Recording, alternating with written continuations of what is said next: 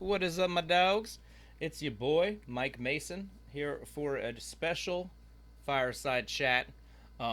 This is a Melt with the Fam Flameoff special. So you're going to see, like, I don't know, 15 artists tonight or something, and highlights of a lot of them. And we've got a special guest that you'll get to see a lot of his piece. So this is going to be something special. I know, like even if you don't like some of it, like some of it's just gonna be like, fuck yeah, I wanted to see that. That's what I've been waiting to see.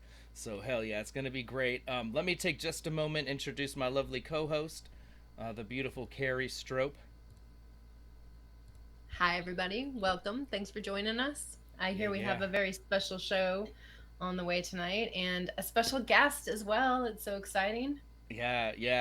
Let me take a moment to introduce Alex, Oracle Glass Arts. Look, there we go. Yeah, what's up, brother? Hey guys, how's it going? Dude, it's doing great, man. How'd you get that shirt? They didn't give me one of those shirts? Yeah. Yeah, I think I missed when they were passing them out or something. Is what it is. Hey man, so like I was saying, you competed in this flame off, and it's such a pleasure to have you with us. Your piece is super adorable, man. It's got such character. I'm excited Yeah, to share that. Dude, if you could tell them, tell the homies out there, how long you've been doing this, where can they find your work? Give us like an elevator speech or whatever, if you wouldn't mind. sure. So I started. It was 11 years ago, so I've done it for a full 10 years. I'm in my 11th year. Wow. I did it self-taught for, gosh, like two years before ever even seeing another glass blower.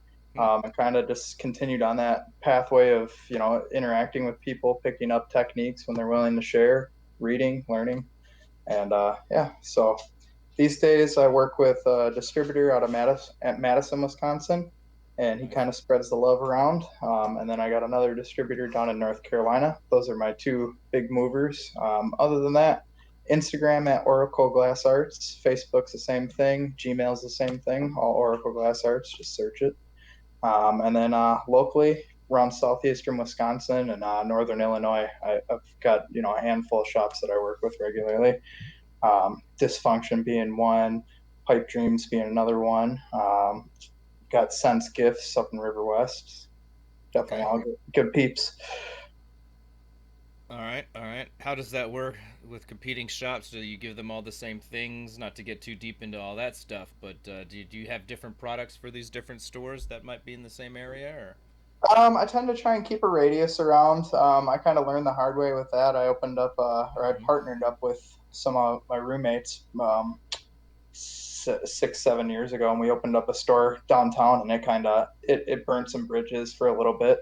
So I Mm-hmm. kind of learned the hard way on that, and I try to keep space, give people room to breathe with that kind of stuff.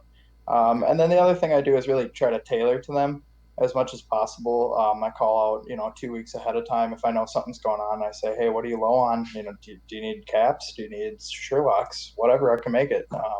So Sure. kind of let them play their cards on that first rather than push what Very I good. want to push. Yeah. Nice. Cool. Maybe I misunderstood something you said that led me to that question. So my bad if I was in the wrong place with that. I thought you said you No, it's had all shops good. that directly compete. So that's always the tricky thing. Um, No. okay. I wanted to ask. You mentioned that it was a couple of years before you even saw another lamp worker. How did you even get into it in the first place? What inspired you to pick up a torch? Just looking at glass, just kind of looking through it, and I'm a craftsman kind of guy. I get my hands dirty with anything I can. So I looked at it and it was something that I wanted to do. I started reading books, and it's kind of a funny story is that I had a couple bucks saved up to do an engine swap in my old first gen S10 that I had at the time. Mm-hmm. Turns out a bunch of parts that this guy had were totally wrong, and it Hmm. was going to cost me a lot more than it was worth. So I had that money burning a hole in my pocket basically, and after reading and YouTube and everything else, I was like, screw it, let's get a Red Max. Yeah, uh, yeah. Very good. All right, I love it. Well, excellent, man. All right, we'll have a bit more time to talk about your work, especially once we get into that footage. And then, guys, there was one thing. Not to get all somber here, but there was something important that I wanted to share. I just wanted to take a moment to kind of pour one out We had a torch talker that passed away, and I don't know. It's a pretty wild story, man.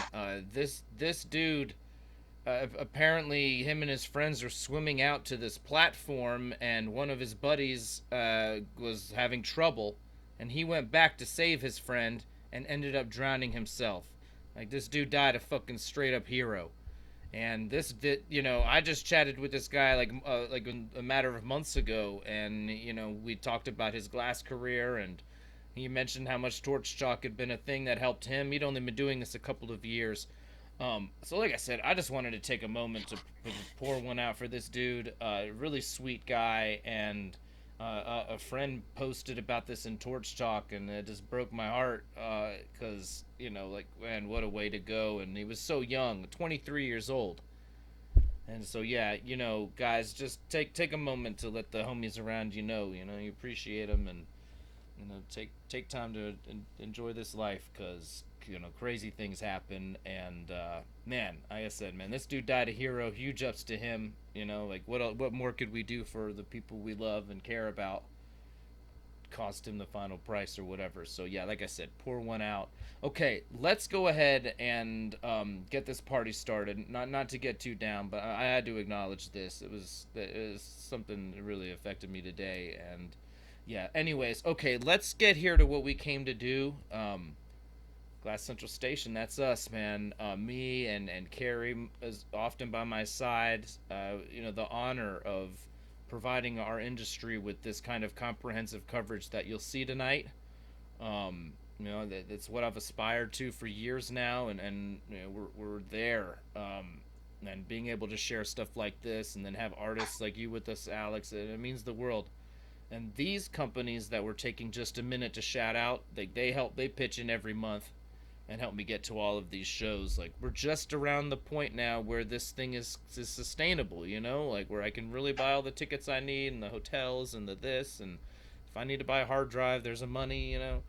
It's I wouldn't call it profitable, but we're getting to the point of sustainability, and these companies, and then some of you guys pitching in on Torch Pass, it's all adding up. And it's a modest thing, but it's allowed me to give our industry this coverage I think it deserves. Be it, because it's too niche, or because the legal issues involved. These ESPN's not gonna, the Ocho ain't coming out, guys. It's so. But I have the pleasure of going to beautiful places like Madison, Wisconsin, and we've done a few shows about this Flameoff and event, so you may have seen this time lapse before, but I made Carrie wait around for like an hour or two while I filmed these, so I have to share them every time. And no, but seriously, Carrie was hanging out in the garden, so there was nothing made about it. Yeah, I'm just playing. Yeah, she was totally fine. But for real, gorgeous city situated on the water. Incredible restaurants, incredible food culture. Man, everybody was just out and about on the water. Just a super chill town. The weather was gorgeous. I've got a lot of nice things to say about Madison. It was very chill city. I enjoyed checking it out, and like I said, every restaurant was just spectacular, and the venue was great. This is the Moana Terrace, and up there is this garden. This is where I was filming these from, and a beautiful place to have an event. I understand they did Glassroots here for years before, and then that event was like, peace Midwest. Right. And FAM stepped up and made it possible to keep having this event, and it just seriously picturesque up there. It really, just gorgeous place, and it makes me really reminisce about these magical times that were a year ago or whatever. But man, it seems so far away from life right now, where we all are not able to do this stuff, and I feel really grateful that I was able to be part of this thing and see these beautiful places. Man, you guys have all made it possible by being here and making this community so dank, and making this thing a real party. So hell yeah, shout outs to all y'all out there. What a gorgeous spot this was. There was like water shows over here, like people doing like the boats with the skiing and stuff on these ramps and all that. I mean, it was like the memories are made, baby. You know what I mean? Like, it really was. This was a really cool event. And so here we go. We're now inside, and this way. Let's go watch some glass get melted. Started off with the homie, man, Josh Mazet. Incredible glass worker. You know, now we just saw him melting some beer bottles and, you know, a lot of this. Here he's just doing an attachment on this incredible Sherlock. And I just thought Joe would like to see how a real boss like this does these attachments. Some of this other stuff was a little too involved for this special, but this was just right. And we already shared the beer bottle melting. If you haven't seen that, that was just a couple of weeks ago, man. And yeah, Kevin and Josh joined us. Yeah, that was Kevin fun. and they were kind enough to join us, and yeah, that was a great time. Yeah, those guys are always a fun time. I had the opportunity to hang out with them all week at AGI in 2013, I believe it was. Okay. Yeah, that was a blast. Nice. That's right when I started, man. Yeah. 2013. Yeah, that's kind of where it all came clear for me, like with seals and just different, more advanced techniques, and not being scared to take risks on things that was foreign to me at the time. Like going to that and just seeing so many people just doing so many different things. It's like, all right, I gotta step it up. Sure, yeah, of course, yeah.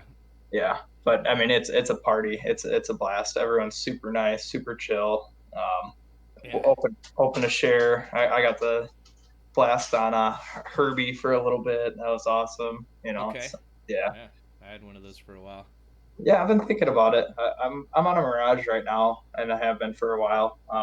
I've wrecked quite a bit of what's out there. I've had a Bethlehem Barracuda. I've had Sergeant Welch torches, which basically a CC. Red Max is what I started on.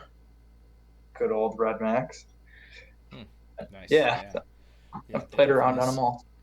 Very good. Yeah. Well, you get in this thing 10 years. Some guys just be on the same torch the whole time. And, and I can see that. It's just, for me, it was just wanting to see what else is out there. And then with the GTTs, it's like, you get that call. You're like, well, now or never, so. Oh, yeah, totally. Nowadays, you can get them in like 2 weeks, but, or something they got sitting on the shelf. But, yeah, back in the day, when you got that call, it was like, you better sell something if you don't got the money. Oh, yeah, I stuck that on a credit card and paid way too much interest on it, but it's mine now. Fuck you, Discover Card. Yeah, totally. Now here is man, the homies are saying my volume's a little low. I don't know. They can't hear you, or you sound like you're in a hallway or a beer can. Are you talking while you're drinking, Mike? What? No, this is crazy. Yeah, I don't know. I hope maybe this is better now. Anyways, this is Terry Sharp, a really amazing artist. I've covered him at Champs quite a bit. And here I thought this was really neat. He's got this piece that has multiple spinners, and one of them is in there bridged up. But this other one, he's just going to do a really, really boss move and slide it in. Yeah, I don't know. I'm sorry, guys. It's weird. Some of you guys hear me fine, others don't. Now I feel like I've probably turned it up too loud for those people, but anyways, he snuck, look at you, snuck it in there. He's just like, when it needs to come off axis, he's keeping it kind of stuck. I thought this was such a boss move, man. He just slid it in there and brought it up and got it hot enough, to close it up. Just that little bit of distance that it needed. And, now we riding spinners. Gets it, like, just hot enough so it's not, like, flip-floppy for too long and sagging all this way and that way. That's nice. You're only in my right ear. Oh. There we go. Sorry. Okay, that should be better now. Actually. Yep. Sorry about that. We have Carrie's studio PC now that streams, and hers doesn't need this setting that changes the microphone mix, and I did forget to change it back. Sorry. Well, it's all good. It's all good. It's interesting. Some people mono didn't care, but for the folks with stereo speakers, were probably, what the fuck? Oh yeah, look at that. My headphones are reversed. I did sneak over to low quality to check it out. All right. All right, well, sorry about that, guys. I hope y'all can hear me now properly. Wait, no. Oh, maybe can I not change it? Oh, Lord. There we go. All right, now guys should be able to hear me proper. All right, so this is Trouble the Maker. Man, this is a fun guy. You really kind of just gotta enjoy the presence of this man. It was a lot of fun, and he had like a whole crew with him, and they had like a guy filming him the whole time. It was like, there's probably gonna be like a reality show about this dude. That's right. Yeah, no, seriously, he's a lot of fun. Yeah, I think that hopefully at least the stereo microphone issue should be good now. Yep, it sounds like it. Yeah. Thanks for letting me know, you guys. Yeah, if you couldn't hear me at all before, some of you guys need to check your right speaker or whatever. There you go. Yeah. Your left speaker. Your left speaker's off. Gosh, that's funny. Some people are only using one headphone. Yeah, sorry about that, guys. It's so funny. I've got this checklist I'm always telling Carrie because she's learning to do this, and I'm always like, use your checklist. Use your checklist. And I totally didn't check my checklist. Okay, so anyways, so the homie fumed that ball up, blew this thing out thin and then dotted it all up. I mean, just super crazy. And now he just totally turned it into a solid puck. Super simple implosion style, super fast.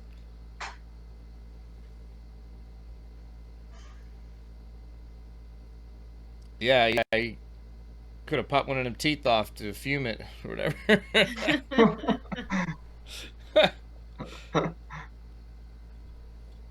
He was telling me he put gold leaf on before the show. What's that? On his teeth. I'm just playing. Oh, okay, gotcha. That was a Carrie joke. Yeah. Call them Toffalo teeth. But yeah, this is his piece. Really, really cool.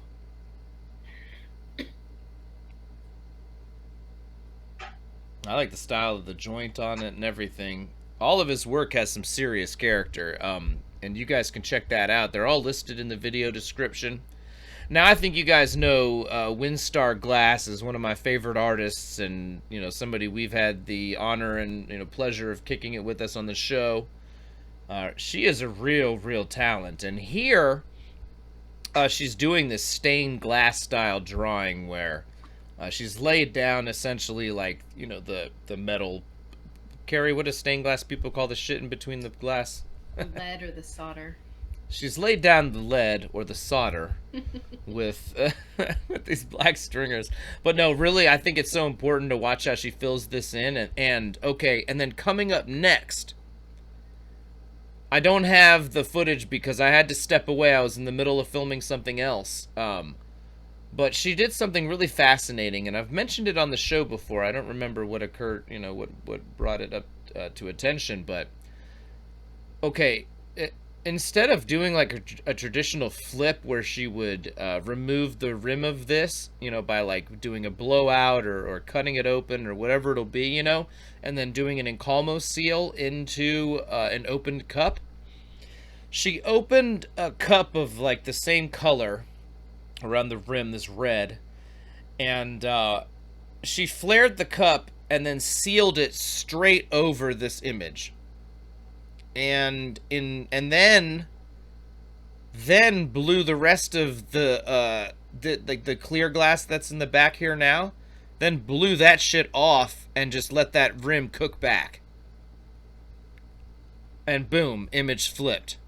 And it was just an interesting way to go about it. It was, I know, it kind of reminds me of like that Swedish overlay, but instead of, an overlay of glass, it's just making that connection, sealing straight to the face of the bubble, and then blowing that bubble off instead of, like I said, instead of removing the drawing and then sealing it into something. She just sealed the something over the drawing while it's still on the support bubble or whatever.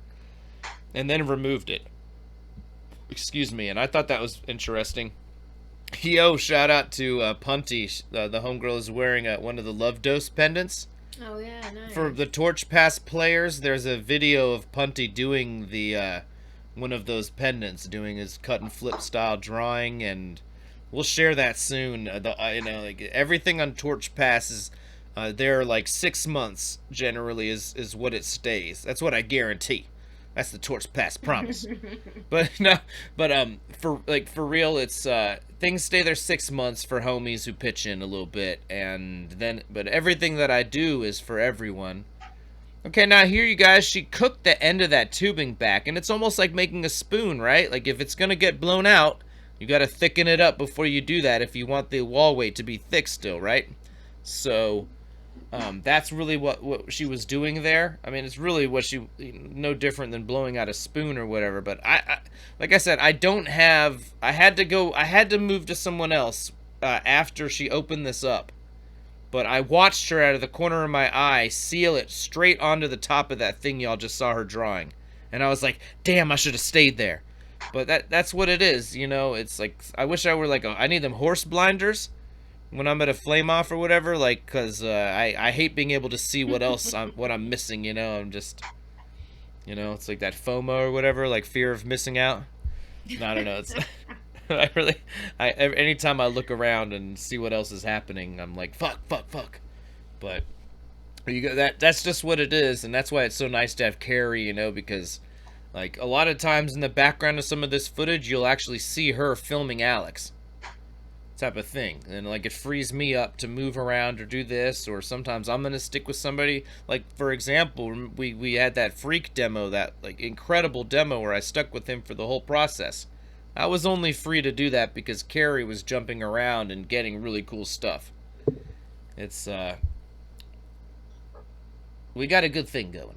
Anyways, here, like, she's gonna open this hole up and just flare this thing out almost like a cup. And like I said, she just sealed that right over the face of that image. And in doing so, you know, that's the way she accomplished the flip. Kind of like a no flip. Had me flipping out. Not just playing, but again, here's how she opened this cup. Like a cup or whatever, but you get the idea. She just opened this up such that she could seal it right over that drawing. And it was such an interesting technique, and like I said, I filmed it right up until the best part, but if you just use your imagination based on what I've told you, you know what I mean? Like,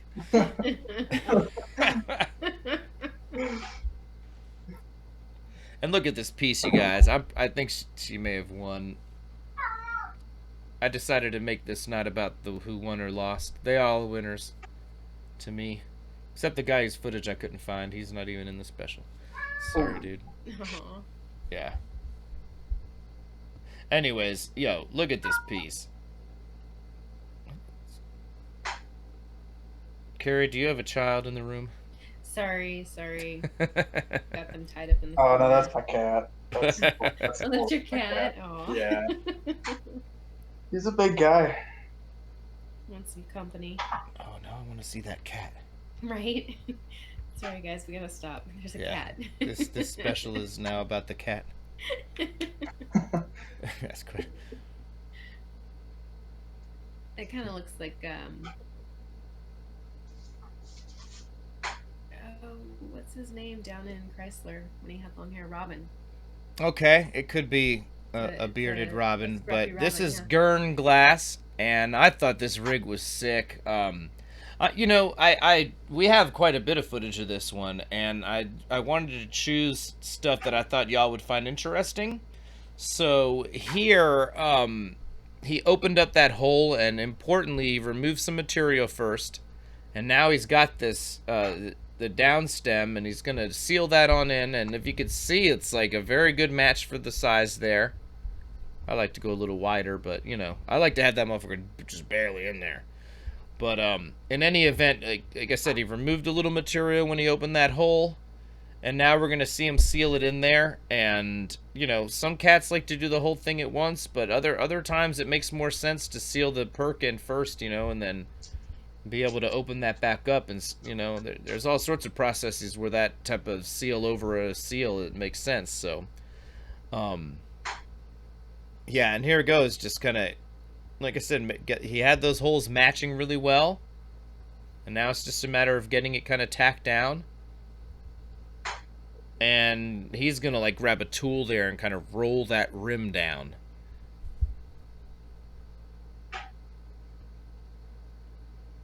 In order to get that contact. And then it's a matter of going around and cleaning it up.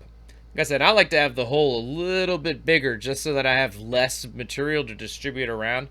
Here it's like he stacked it right, like on top. Whereas if it can just be barely sitting in there, you have a little less work. But it's okay. It's just a matter of preference, and you know, as long as you haven't like, you know, if you remove that material when you open the hole, you've got a lot more room to play. And I was like something I picked up from Preston Hanna, and the analogy that he used or whatever was like drywall. If you cut a hole in drywall or a piece of wood or whatever, where is it after you've done it? There's like a round piece of wood or drywall on the ground, right? Same thing with glass. Like if you just pop a hole and ream it wide open, it's gonna have this really thick rim, and that is problematic for a lot of reasons. So what you really want is a nice even amount of glass in your seal, and the more that you have, the more risk you have of thermal shock, and the harder it is to avoid mechanical shock too, or mechanical stress. Because there's all this glass there. Now you've got a lot more material to like cook back, and whereas when that wall's even, it just happens pretty naturally. But here you can see it's happening pretty smoothly. He's just chasing it around with that hand torch, and you watch all that bullshit go away as he does it. And that's really the idea. So something like Mike and Nan, some of you guys who've watched a long time know I've mentioned this before, but he has this theory, it's a methodology of teaching, or whatever you want to call it, but he calls it 40-40-20. And it's a way of thinking about your seals, and it's a percentage breakdown. Like 40% of your work is getting those holes open and round and flush, all like the core setup, like having them the same size or whatever size is appropriate for the seal. And then the next 40% of your work is that stick, you know, getting them sealed together nicely. And then the last 20% of your work, if you've done your job right on those two moves, is just cleaning it up with the hand torch. And that should be very fast. That should be 20% of your total time on the seal. Now, the thing about this theory is that if you fuck up one part, it transfers to the next. So if your holes weren't perfectly round, or one of them had a little bleb of glass so they weren't flush, you know, all that's all percentage off your score. So you've only done 30 or 35% in the first step. Now your next step has become more complicated. It's become 45% or 50% of your work. And then if you can't get it nailed there, then now your cleanup step catches the remaining work, right? And instead of having this quick chase around with your hand torch, now you've got to really be in the fucking paint and move a lot of material around, you know? So all that math just adds into that cleanup stage. I thought this was really cool here, man. Okay, if you guys notice, that seal, like that straight seal or whatever, it's not really a straight seal because it's not on axis. The way what he's heating here and sealing, it's up off of where the axis is, so that adds this difficulty level, and I just thought he dealt with it really well. You know, that initial seal is more tricky because it's not just, you know, he's got to account for it being off axis, and then the bend, the same thing. If your tubing is on axis, it's you know, it's not the easiest thing in the world, but it's not impossible, you know, to get a nice smooth bend. But if it's off axis, it becomes so much harder to soak that even heat in. And in this case, so there's like, you saw it came off just a little bit when he did the bend, right? Because, I mean, it's a hard thing to do. It's not on axis, so it's this weird angle. It's a weird angle to put heat into it. It's a weird angle to bend it at and all that. But he's going to bridge this up now and kind of use that to soak a lot of heat. He'll first fix the seal, but then he's going to use it to really clean that bend up. And I thought that was kind of critical, because there's times when it's just not going to be possible to You know, what's that saying? It's not what you can make, it's what you can save, you know? And this thing isn't too far gone, but because you can bridge it up, you know, and while you're doing it, you know, sometimes you just know it's like, all right, I shouldn't keep trying to fuck around here. I'm going to have it bridged up in a second. I'm just going to clean up that extra material, that little kink in the bend or whatever, right? Knowing that you're about to bridge it up is, you know, kind of gives you the flexibility to not be more cavalier, but, you know when to stop. And when it's going to be easier to clean up with the stability that the bridge offers. So just something to think about. Totally. Yeah, I use bridges all the time, and sometimes I get a little lazy and I don't on repairs. And the difference is it's totally night and day. You know, just a stick and puff and try and rely on like no air pressure, just blowing through it and the resistance of it. It's just not going to work out as good. But you know, for them cheaper pieces that people have sentimental value and they just want back, totally do that sometimes. Okay, gotcha. Yeah. Well, but bridging, definitely the way to go. Definitely the way to go. The amount of time is directly proportional to the amount they pay. You know? Yeah, exactly. Well, I mean, I've got cats that bring me, you know, like $50 gas station pieces sometimes, but it's theirs, whatever, you know, and they're a close enough friend that I'm like, hey, disclaimer, I'm gonna do this fast and dirty. And they're like, whatever, you know. I got a budget. Yeah. So yeah, but not all the time. Not all the time. It has its place though. Yeah, sure, man. I mean, you know, like I said, dude, at a certain point, it's gonna take so much of your time and all that. No, it's just it's neat how many different ways there are, you know, to do different things, to do the same thing, in glass and with anything really. And that's one big life lesson I've taken away from glass is that there's no necessary right or wrong way. I mean, look at Ham. He does all sorts of unbridged seals, and he's just the man with it, you know. Oh yeah, no, Ham's incredible. Now here, this is Dee Sherpa, super fun cat as well, man. I enjoyed kicking it with him. So he had previously measured the distance that he needed that stem to be. And now he's just going to pull the amount off that he needs and then really carefully open it up. And man, this is a really clean seal on a really, really nice piece. Like this is tight. You guys will enjoy this. So he's just pulling this thing down and getting a nice, like, you know, almost kind of terminating it. Now he's going to open this. What's that? That's all ready too. So, you know, how he terminates it is pretty important, and I have that going sideways or crooked where it seals in. Yeah. I mean, and it's got this nice line work on it as well. So I think he's even trying to preserve that line work right up into the seal. Like it's a sweet piece. It's a nice readied out piece. You guys will see it in a moment. Yeah, and then, totally. Yeah, here he's soaking a bunch of heat into this. I'm going to let some gravity do some shaping there. So he knows the angle that he wants this thing to be at to approach the piece.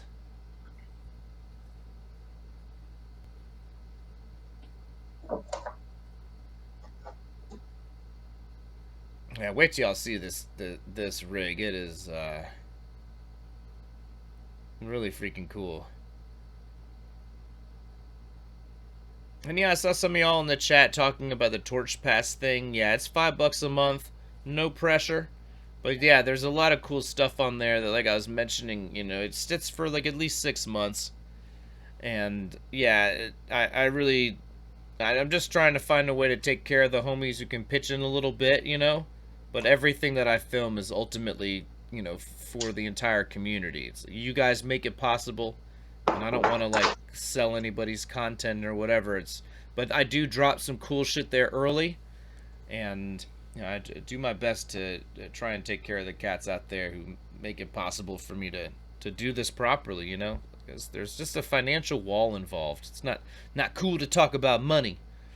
But there, like I said, there is a financial wall that you run smack into if you want to do something like this. And then, you know, I'm not some like trust fund kid, and you know, my daughter has been accepted into a pre-medical program at VCU in Richmond, Virginia. I'm incredibly proud of her. So yeah, my life is about to get a lot more expensive. But anyways, okay, so check this out. The homie's already done a similar seal to what we saw before, you know, and so it's that hole is open and he's already sealed a perk in. And it's hard to see here, but he's getting them both nice and hot. And tack, kind of rolled it right on. I remember waiting for this moment. And his holder came out, as they always fucking do. But don't worry about it, my man's a pro. He's not going to stress on this. And then if you'll notice, he's got that lovely little opal encasement right under there. He's going to seal that bad boy on, and that's going to kind of form a bridge.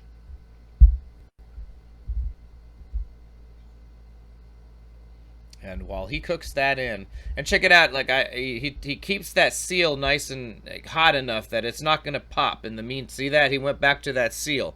If you got to do one of those bridges and it's not like a little tiny dot of glass that cooks in right away, make sure that the seal stays warm before it's properly cooked in. Because once that shit pops, it might start, you know, chasing its way up and down the piece. And yo, is this piece sick or what, right? Like I was mentioning, yo, this is ooh, really, really, really cool. Yeah, one hell of a bottle. And yeah, he's just gonna cook that that opal area there down until it's, you know, kind of just flows into the piece and is nice and happy. I'm gonna step away for just one moment. Gotta hit the head. Yeah, I remember watching this piece come together. This was pretty impressive overall.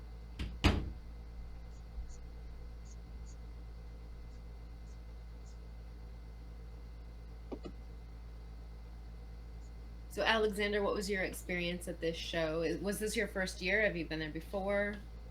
I've gone before to back when I was Glassworks, so I was pretty much a regular for that.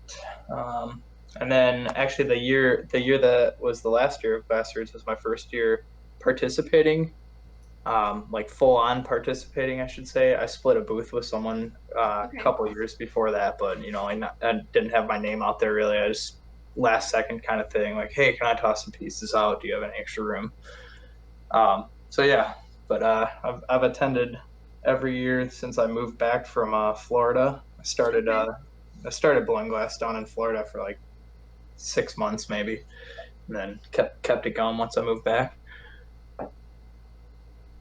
But yeah, I had a good time. I did okay. You know, everyone was kind of ups and downs with, like, you know, sales and things like that, but I actually did all right. I reconnected with some old people, and that was cool. Met some new friends. That's always awesome.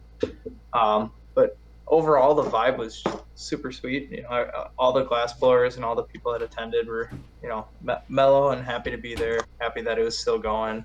Yeah, and that was definitely like the overall vibe, where it's like, you know, no matter what happens, we're just glad to be here. We're glad that ABR put this on, like got into it, you know, and didn't just let it die. It was a sad thing to hear that, you know, Glassworks wasn't going to be around, because that was something that, you know, I know myself and probably every other glass blower around Wisconsin looks forward to. It's almost like a mecca. Absolutely, so yeah. I wish I'd made it out to that, but all we can do is look forward. Yep. No, it's awesome that they kept on. Now, I wanted to just mention real quick there, the homie used that dental tool, and it's the same type of deal that we saw the homie before, Gurn do, where he used a tool to kind of roll down that little, you know, sometimes you just have to maneuver the glass to complete that seal. Like, you know, it's okay. These things happen. So, in that case, it looked like he just needed to move the tiniest bit of material around, and he waited to do it until he had that bridge piece kind of in place, so he could do that without worrying about, you know, anything coming out of where it needed to be. But yeah, I don't know. I thought that was such a... I mean, look at that joint and this piece. It's just really cool to see. And now here, when he cooks this thing in, at one point you can even see that he gets like a little too loose with it, and like you can see the wall of the piece kind of bumps out, but it's no big deal. Just watch how he goes back to it and kind of just hits that area and lets it get hot, and he lets it just kind of settle back into place. That's the same thing that happens when you're doing these seals, or like a two-piece seal in a Sherlock, or anything where you need to redistribute material around a lot. I mean, a Jesus seal is all material redistribution.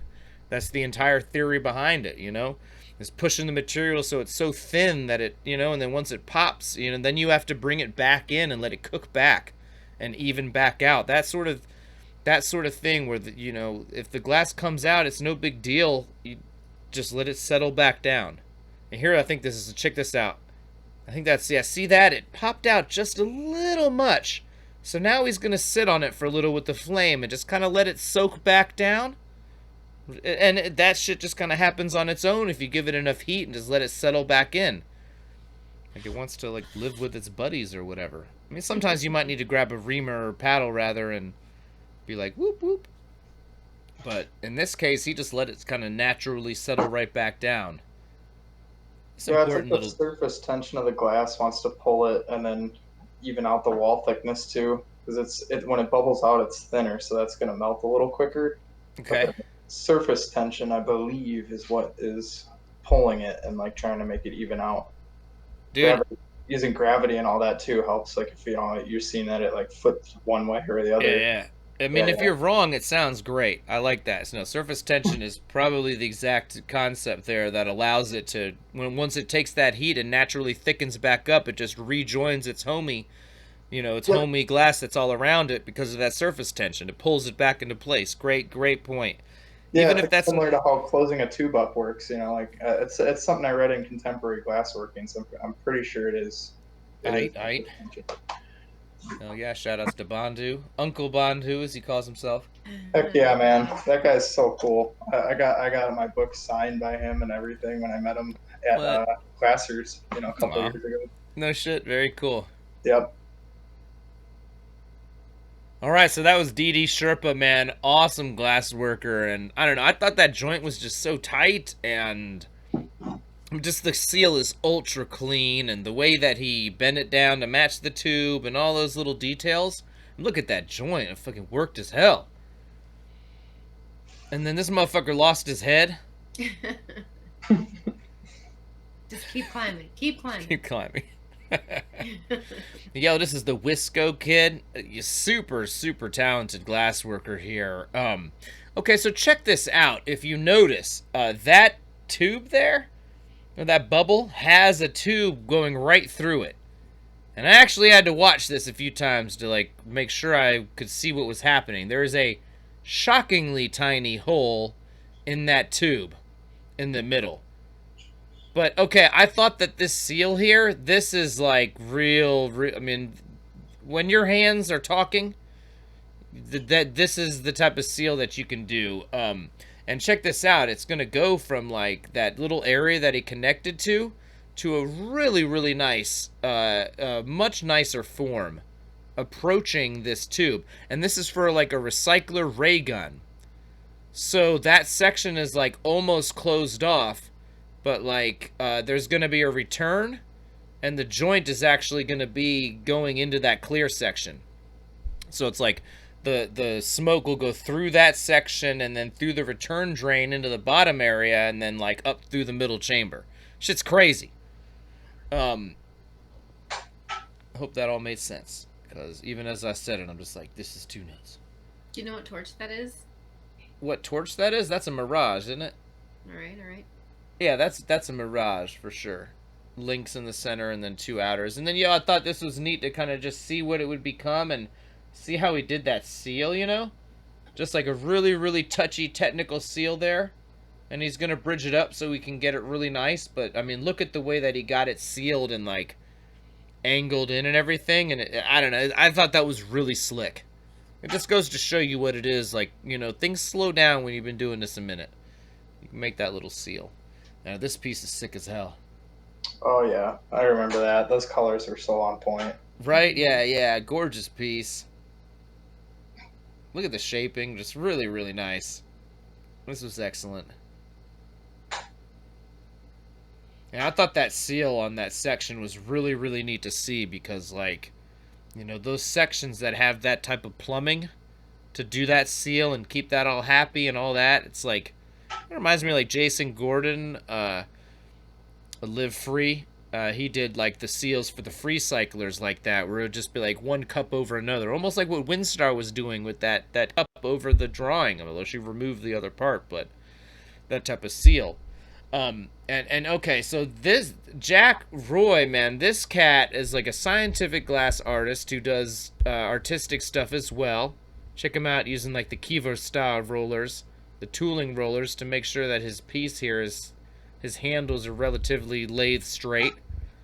And I think this is critical technique. That's why you want to have a small tooling roller like that. And then he's going to make these beautiful raindrop looking pieces that go onto his piece. And then we're also going to see him tip them off and do some bends on them. And I just thought his technique was really clean with this. And I thought those raindrops were really pretty. So I chose this. You know, I tried to get everybody's, you know, like a good, cool footage that I thought you guys would like. Neat technique, stuff like that. I was mentioning in the beginning, you know, some of it you guys will be like, all right, I do that every day. And then others will be like, okay, that's not what I do every day. Or, you know, or I hope you guys will pick something up from this. Or if nothing else, just be entertained by your peers who stepped it up. And, you know, it's a different thing to be in this competition, you know. It's all easy to think about doing it when you're at home. But when you're actually there and things are going a little weird or you're not in your home environment, all these little things. Yo, how about that Taglia Tools fucking that V-necking thing? Like, they've got different pieces that slide into that and different accessories. Those Taglia Tools are fucking awesome. Like, really, really well-made stuff. They gave, like, a ton of them as prizes, and if you look in the background, they're all chilling on the bench back there. Oh, yeah, look at that. And I think some people just grabbed the prizes and started using them because they didn't realize they were just like the display prizes. Like, see, there's torches back there. This would be the same thing as one of them just grabbing one of those. Like, I'm trying to use the samurai today, bitch. Nice. You know, whatever. But anyways, I'm not sure if that's what happened here or if the homie owned that. But either way, those tools are sick as shit. And yeah, they got a really neat concept with being able to... You can even see some of them in the background. There's different plates you see. There's like graphite V-necking and different styles of necks and stuff like that. So you got all these different options with those. Very, very cool. That's really cool. Yeah, but importantly, the homie was using that to kind of separate out material evenly. So he kind of notched his... You know, the blank was all one size of thing, right? So then he notched it. So that he knows he's got this section, and if he pulls it off, you know, he'll have that, you know, two more of them or whatever, and they'll all be relatively even. And this is important when you see someone like Salt do that when he wants to add like multiple even horns or something like that. He'll pull that thing down, and then he'll neck it into 4, 6, or 8 little segments that all that are all even to begin with, you know. So it's not a matter of like starting with a rod and then having to like guesstimate. You start with a thing that's already been segmented, and that'll allow you to be sure that your things end up somewhat even. There's always ways around it, but if you can start even, it's obviously much easier than having to remove it. And here the homies just careful application of heat and placement and riding the top of the flame and to like taper this thing down to a really nice point. I thought that was really cool. Like I said, this dude does scientific glass work. I think like a Salem graduate. The homie in the chat asked who makes that V-necking. It's Taglia Tools. I think ABR sells them. I'm not sure other companies do. I know ABR does for sure, though.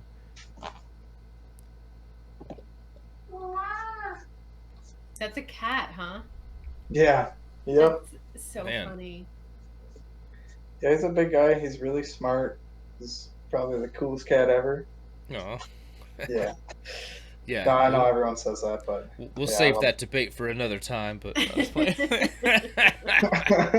Let's do an episode on him. His name's Toki. Well, his name's what? Toki.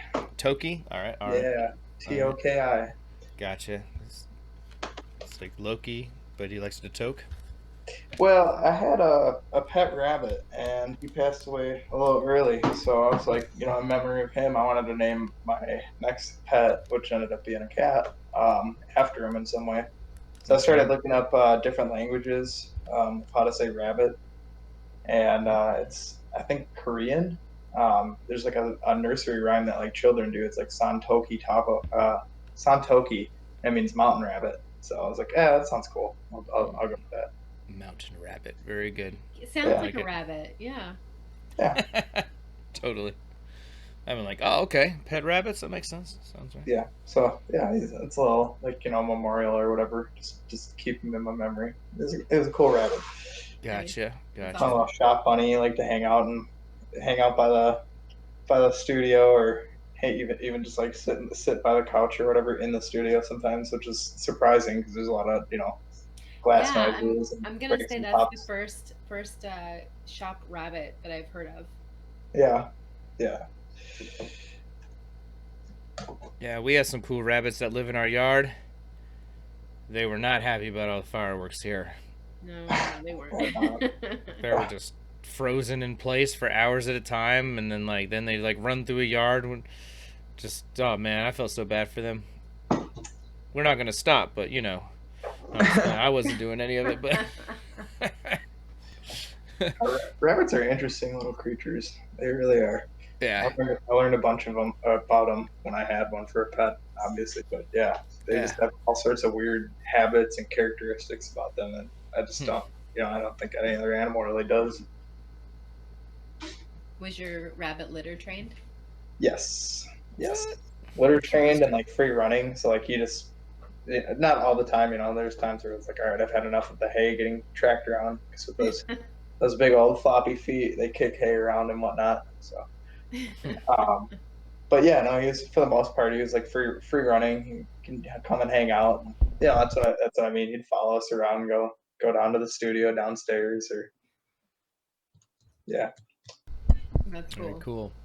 All right. Speaking of cool, this drop. I mean, I don't.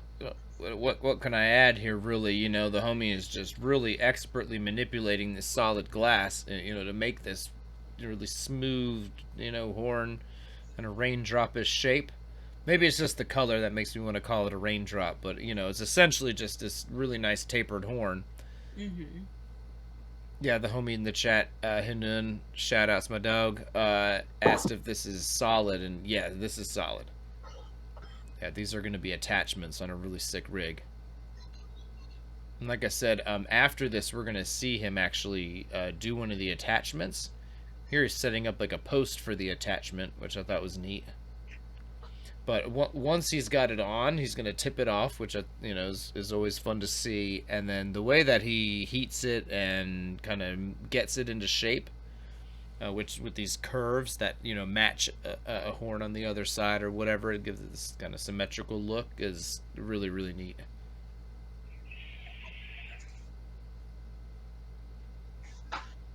So yeah, like I said, adding a little extra glass there off of it to be like an attachment point. But you really cook that in nicely. That's like super, super happy glass there connecting to that guy or whatever. So Any guesses of that color? Nemo? that could be, or it could literally be raindrop.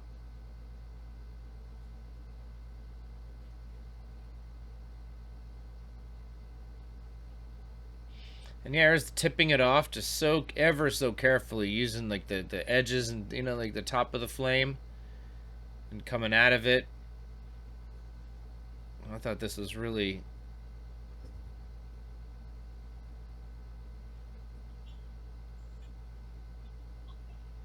neat to see. See, he had them bridged up. We're jumping around here because we're trying to film a lot of people at once. But all of those were bridged up previously, so now he's tipping them off, and then they're going to get curled around. So he bridged them and then used the hand torch to smooth out the connections onto the hollow body. Yeah, for sure. And then Yep. yeah, now that the bridges are removed, now he's got to re-tip them off. Yep. So, Yeah. Just to yeah, kind of fill people in. totally. Yep. Yep. Man, look, homies over here using the Phantom. Is that right? Yep. Yep. Yeah, lovely little rig. Can Yeah, do a those are lot. nice. I actually saw someone at AGI, like that's where I learned how to do these kind of horns. And he had a Phantom too. picked it up and used it like a hand torch, and that was the first time I ever saw someone do that, and it was pretty sweet. He was talking about how a Phantom has a little bit more denser or more concentrated heat than a Mirage. I think it's something about the ring spacing. I might be wrong on that, but you know, in his opinion, it had a better heat for these kind of things. Interesting. Yeah. Kabuki especially. Oh, no, I'm sorry. Go ahead, man. I was just gonna say I've always wanted to get a 3-stage GTT for that. You know, that I could get a Phantom ring in between. Yeah. Well, the Kabuki is one that really does have like a cold spot there because the rings are so separated or whatever. Okay, that's what it is. Well, I mean, I don't want to, you know, get in, like, whatever your friend, whoever you were talking with, maybe there is. I don't know what specifics. I'd have to look at what they were talking about, but I know what they're talking about is true for the Kabuki. So. No, yeah. I know. I think I know what exactly what you mean is because you can get a Kabuki with a Mirage ring or a Phantom ring.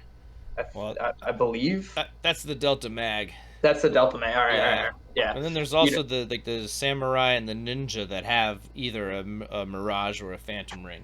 Sure. Yeah, my buddy's got a Samurai and actually ran that thing on my concentrator setup somehow, which was pretty. Oh, really?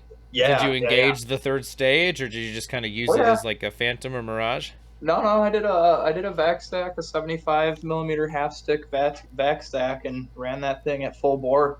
Wow. Is that the one with the recompression, or just straight off cons? That was recompressed, yeah. Okay, gotcha. Yeah. No, yes. man, dude. Oh yeah. No, I'm not. I run my Delta Elite. Guys, then say I ran it off cons. No, yeah, I was off. That's what I thought I heard. I was like, oh damn. I mean, what kind of cons do you have? I want to get some of them. Yeah. Well, I mean, it's amazing what those torches will do if you know. It's just if you run a small flame at low pressures on those big ones, man, and they're starved, and they want to heat themselves up. So it's like it might look okay, but it's not safe. Yeah. That's not to say you can't. It's just with recompression, it's all possible, man. I run the Delta Elite on a 30-gallon HVO all day. Yep. Yeah. It's all about how you size it. You know, if you have enough compressor and enough storage space, and you know what I mean, everything's on point like that with your design or with the system you purchase, you're good. Yeah, they really are kick-ass systems. Yeah, I'm with you there. Like the point you're getting at, which is that it's all math. You know what I mean? That's right. It is not magic.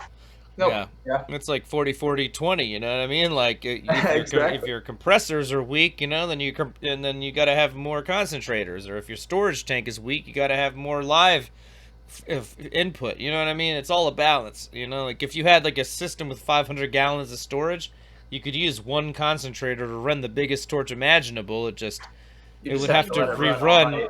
It would run for like. Yeah, exactly. You know what I mean? You see what like it's all possible. It's just there's all these factors that, you know, become ridiculous. It's like annealing a big marble, you know, like when those giant marbles, man, they have to anneal for 2 months.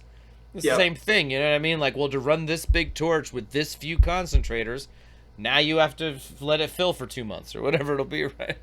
No, and I've been there and done that. I used to have like 200 gallons of storage, like daisy chain. Wow. You're just thinking like, oh, I'm gonna, you know, have like. That's a little bit of an exaggeration, but yeah, I had an 80 gallon and a 60 gallon tied together. Nice. And yeah, it was great when it was full, but then there was like 2-hour breaks where it's just like, all right, like beer run. I don't know, like what are we gonna do for 2 hours? Yeah. Yeah. Mike used to have to take well-timed breaks. Yeah. I was doing big milli work and stuff, so yeah, I would, but I made it work. I've switched over to a 2H now, a gassed 2HAH, I believe is the model. All right. So it's the next size up from what the general, what I see a lot of people doing the DIY systems with either California Air Tools or a gassed 1H. Okay. Gotcha. But yeah, stepping up to the 2H didn't really pull much more electrical requirement other than adding that third concentrator to keep up with it. That adds another 5 amps or so. So you're just meeting its input. Yep. Very good. This is our good friend Kevin Beecher, who was just with us a couple weeks ago, and you know him and Josh and a bunch of other homies put on East Coast Melt. Now a lot of this piece came prepared. Otherwise, I would have shown you guys something cool from the creation of this piece. But Man, I swear, like the homies came out and just made some marbles and slapped them on, and we're like, we're done. Time to make beer bottles. And Bring me another beer. bring me another. Yeah, I have a dragon to make. yeah, No, that's how totally. they I do mean, it too. Is it's bring a beer, you get a dragon bottle. yeah, that was the deal for the most part there. Yeah. Hey, it seems Yep. fair to me. Yeah. So yeah, but I mean, guys, Kevin is the best. I don't know. I just thought you guys might like to see how he prepared that large ass marble attachment, you know, by really cooking on that nice thick area of connection glass, so to speak, before it went on. And yeah, just huge dichro marbles on this thing, and yeah, God knows what that thing weighs. Such pretty color scheme there. Very soft. Yeah, what is I that like brown? That's a good question. We'd have to ask Kevin that. That is That's pretty funny. though. You say brown, and I think like a mauve pink. Yeah, it Yeah. is. Yeah. I'm just trying to speak quick. I'm like, but whatever it is. To get in there edgewise. Hell yeah. Now here's Huffy. He just did an attachment. And we're going to just watch how he cooks that on. Because I thought that same type of thing, you know. He just... Look at this piece, first of all. But it's just sick to see how a baller like him does these attachments. So he got it roughly sealed on. And then now he's cleaning up the punny mark. And kind of, you know, letting a little heat bleed back to the connection. See that? He's letting it, like, drift into place. I thought that was pretty cool, too. Like, you kind of just let the angle shift. And, yo, this is a homie I've had the opportunity to cover at Champs a few times and stuff, man. Dude, he is always working on something incredibly ridiculous like this. And, man, this dude's work is always incredible. I feel like I just filmed him a lot, like, at Champs. Like, so, like, we were light on footage here, but this rig is just awesome.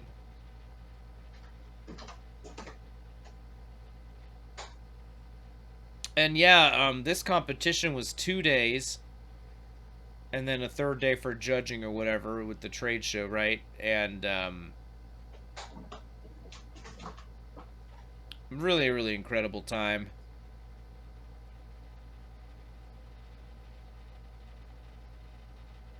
And I'm remiss in not mentioning that that one of the reasons we're doing this special right now is that the virtual FAM trade show is happening online. If you're watching this in 10 years, you know, this is the year that COVID canceled all the glass events. And Champs is doing an online trade show. And FAM is doing like it's like Champs virtual during the day, which looks really cool. It's like The Sims, but cooler. But it's all glass booths, like a virtual trade show. And then FAM, I believe they're doing like with Zoom, so everybody can really like show off their glass really nicely and such. So that's what's happening now, and big shout outs to Champs and FAM for kind of taking the risk of being the first, you know, company to do this kind of virtual trade show and make it possible for people to link up during this crazy time. Kind of excited to see how it goes. The pictures from the virtual experience look really amazing. Like, there's so many... Like, Champs really has, like, a massive list of vendors. It's kind of looks similar to, like, the list of vendors at, like the New Jersey show or something. You know what I mean? Like, maybe not the scale of the Masters show, but it's a really impressive list. And the FAM show had, like 9 or 10 companies, mostly bigger companies. I thought it was really cool, man. Like I said, shout outs to them for kind of taking this risk of, you know, doing it, you know, when nobody's done anything quite like that before. Now, this is the homie Gage Hamilton, Modified Glassworks, and he's doing this arm attachment on a sculptural rig, and I thought it was so cool. See, most of this heat is in that arm, and he's gonna do some shaping kind of live. So he's heating up more than the seal. I just thought that's really cool. Like, watch how he attaches it and kind of brings it down and moves it right after. All right, now watch this.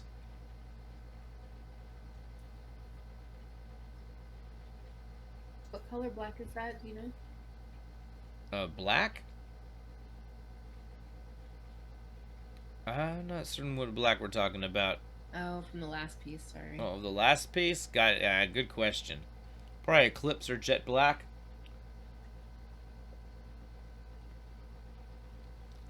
That's where he attached that thing and then kind of pulled it over. See how it's got that bend to the arm that really wasn't there on the piece, see? So it's like he did kind of the bit of the arm bend as he did the seal. Now he's got that Lynx hand torch and he's just going to really make it happy. And then I Gage Hamilton, that's not just a fancy name. That's just, he's got some serious fucking gauges there, man.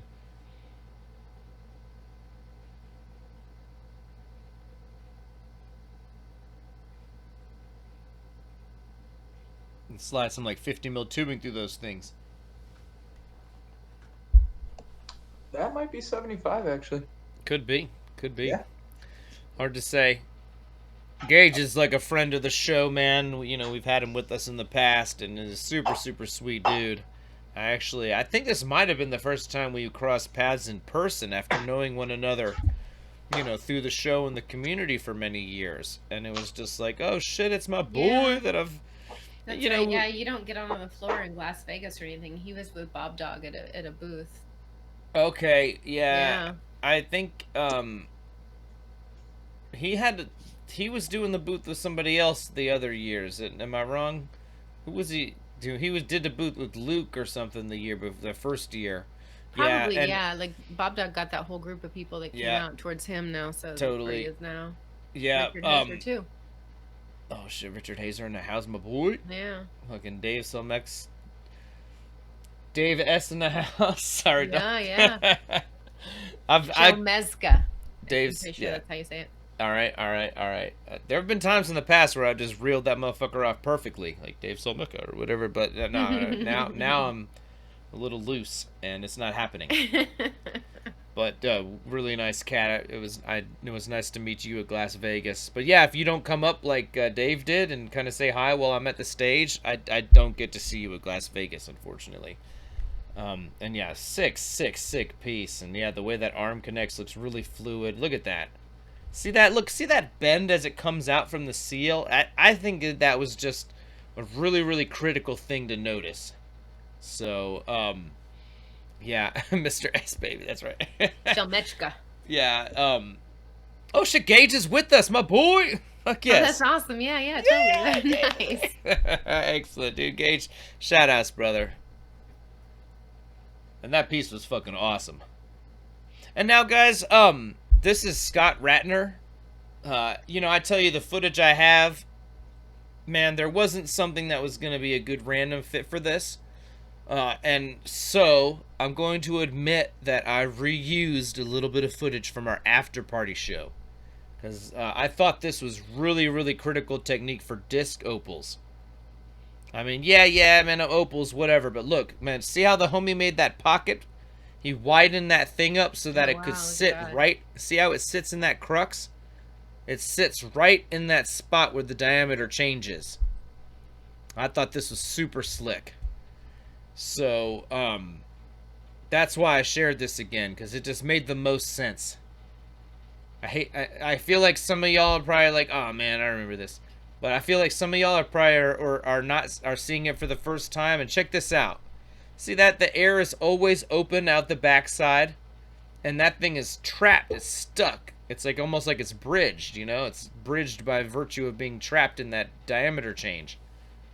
And because air is open, and because that disc opal is trapped, I think it facilitates the flow of glass, you know, over both sides of it, without trapping any air. And then the homie's gonna like skin it a bit, and then he's gonna clean it up and back it. And it's going to go on an amazing piece. I believe this piece placed.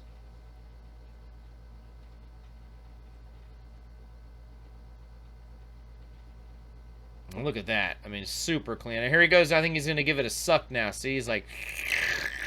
Just pulled the rest of that air out. Right over that opal. He got to the zone where he knew he could do it without trapping any more air.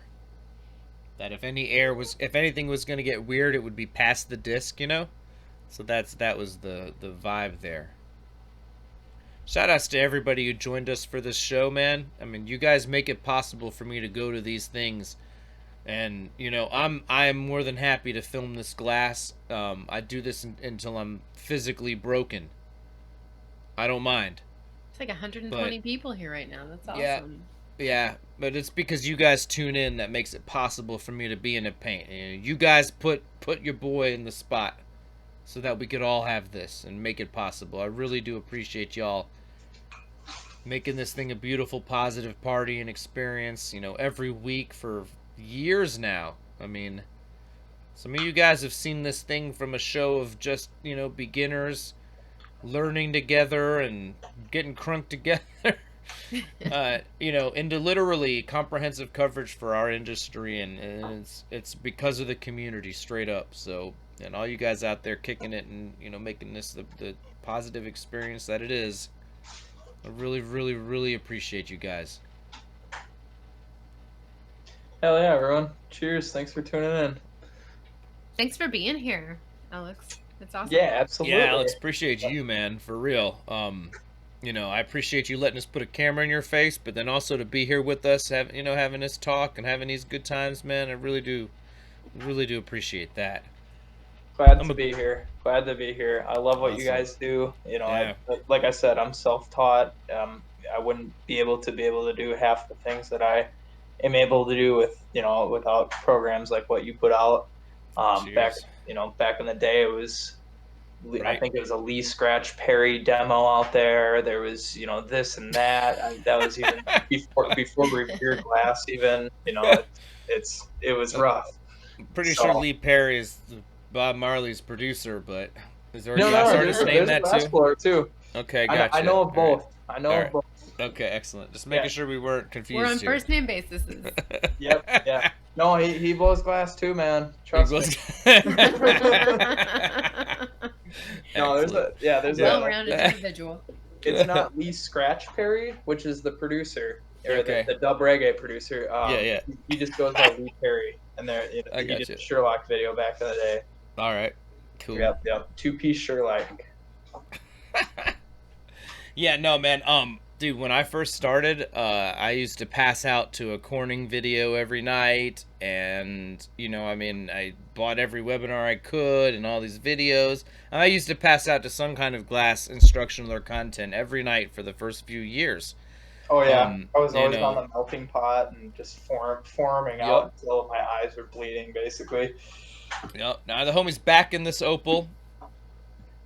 Just so y'all know what's happening here.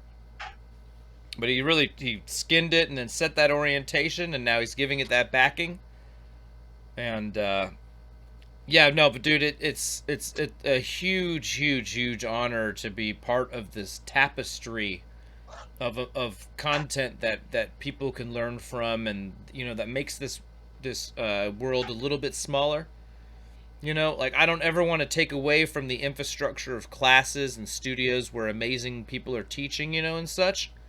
But at the same token, there's a lot of people that are never going to be able to make it to those things. Some of our friends, some of them watching now or watching in the near future, are in countries where, you know what I mean? Like, it would take it would cost them so much more to get here than somebody who could just catch a flight across the country or drive a few states away or whatever, or God forbid, even a local. I know what it is. I know that for some of you guys, it's just not possible, and some of us are.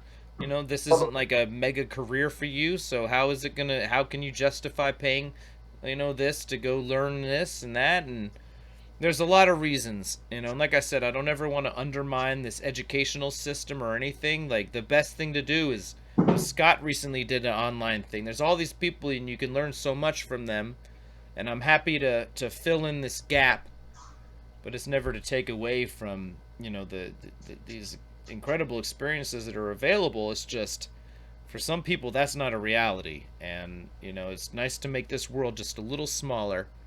Scott's work is incredible, man.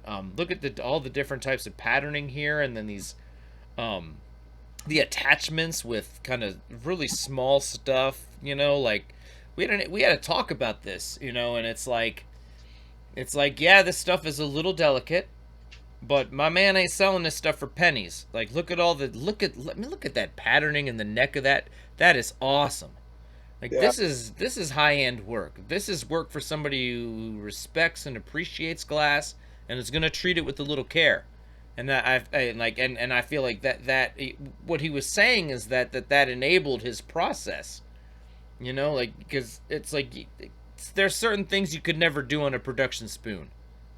But if you know your collectors or somebody who's really, you know, going to treat it right, and you can do these fun things like those thin attachments that are really neat.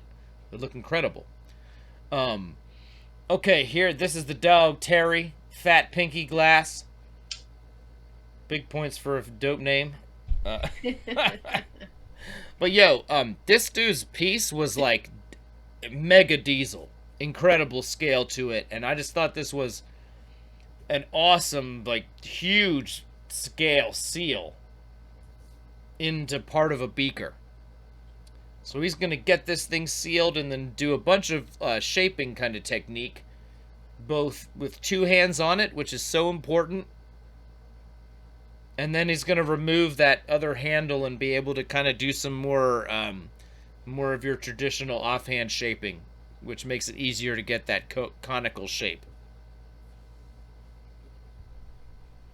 Man, when the audience starts saying Mike is lit, that's when it's time to stop drinking.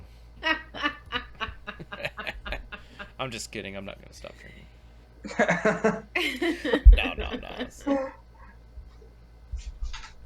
Yeah, I got distracted by chat. They were all asking about that opal, right? It was an opal, and what it was backed by. It was backed in black. It was backed in something. It didn't look like black, that's for sure. I mean, I always bet on black when it comes to opals and dichro and stuff, but, you know, it's my Wesley Snipes policy. Right, yes. But, no, it was some kind of weird gray color.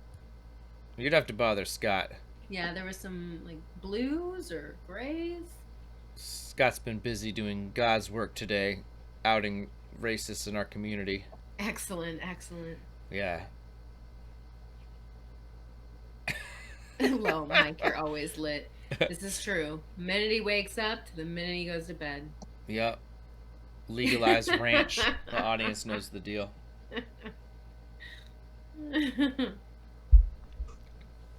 So yeah, this is a lot of glass here, guys. Look at this, man. My man is just letting it cook back and doing what he has to do to get this section that has all this sick drawing sealed to this, you know, essentially the base of the can. Your cat's so cute. That's right, Toki. That's right. The little one. We got two. To see your cat. There's You have two? two That's cats. not Toki? Nope, that's Max. Max just has a normal. Aw. Damn. Just Yeah. when I thought I was learning the ropes here with these cats. Alright, Yeah. so my man gave it some air there. This is, again, guys, this is a diesel seal. Tons of weight. My man's crazy with it.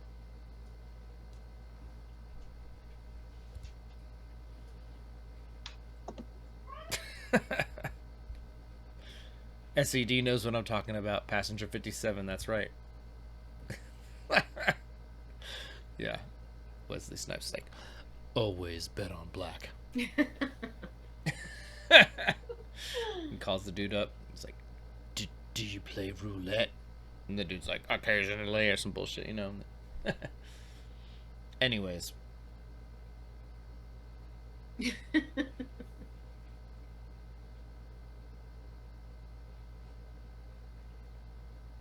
All right, so look at this. An Encalmo seal has happened, right? And again, this is just a big fucking section with a whole big section of drawing attached to it now.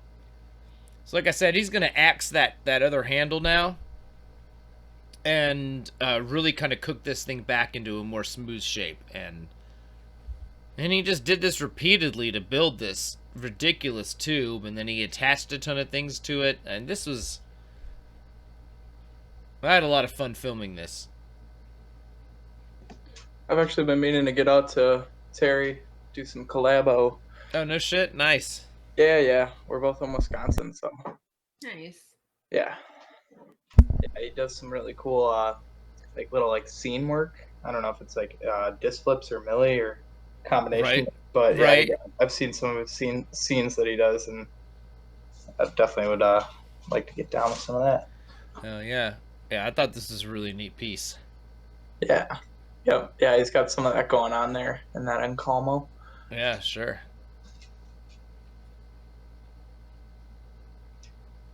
Yeah, we were chatting it up before the Rona hit. Okay, gotcha. So yeah, Right. that kind of put a The pause good old on days. things. The good old days. Yeah, the yes. good old days. Yeah, before Yeah. the new normal. Yeah, seriously, fuck this goddamn Rona shit. Oh my I god. want an even newer normal. Come on now. Yeah, yeah, seriously. This is, yeah. And it's just become so politicized now that I don't ever see any end of it, you know? Like, there's like this X percentage of the population that's just not going to wear a mask, you know? Because that's like, I don't even want to get into it. This isn't a political show. It's just, this shit is not going away here because people have injected politics into a health issue. Yeah. Fucking I made the mistake of posting like a political cartoon, and I don't necessarily care one way or the other, honestly. Like, right, but yeah. I made the mistake of posting it, and it went downhill so fast. Yeah, yeah, man. Yeah, there's certain things it's just best to, you know, save for a beer with people you really respect to, you know, or trust to show you that respect, that if you disagree, you know, it's not the end of the world. You know, Yeah. like I really prefer discussing things with people like that, whereas so much of our world now, and the political stuff especially, is designed to make you feel like somebody who disagrees is your enemy.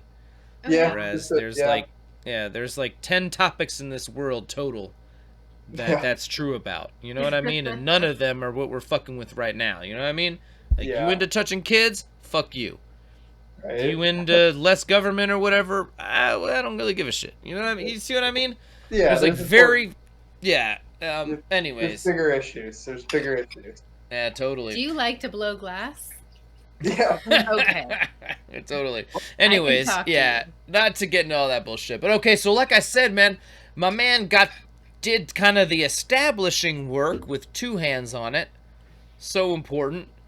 But now he was free to get that other hand off and kind of do some of these tricks where he's got easy access to the length of the L marver, right? So he can kind of let that shape unify. That's kind of what I call it. When I shape things, it's like a rough shaping I do, which you could consider what he did with the two hands on the rough shaping. And now it's easier for him to achieve the unified shape that he wants with just one hand on, and the ability to hit it with all these different marvers, you know? And even here he's using a handheld one. There's all these things that are easier offhand.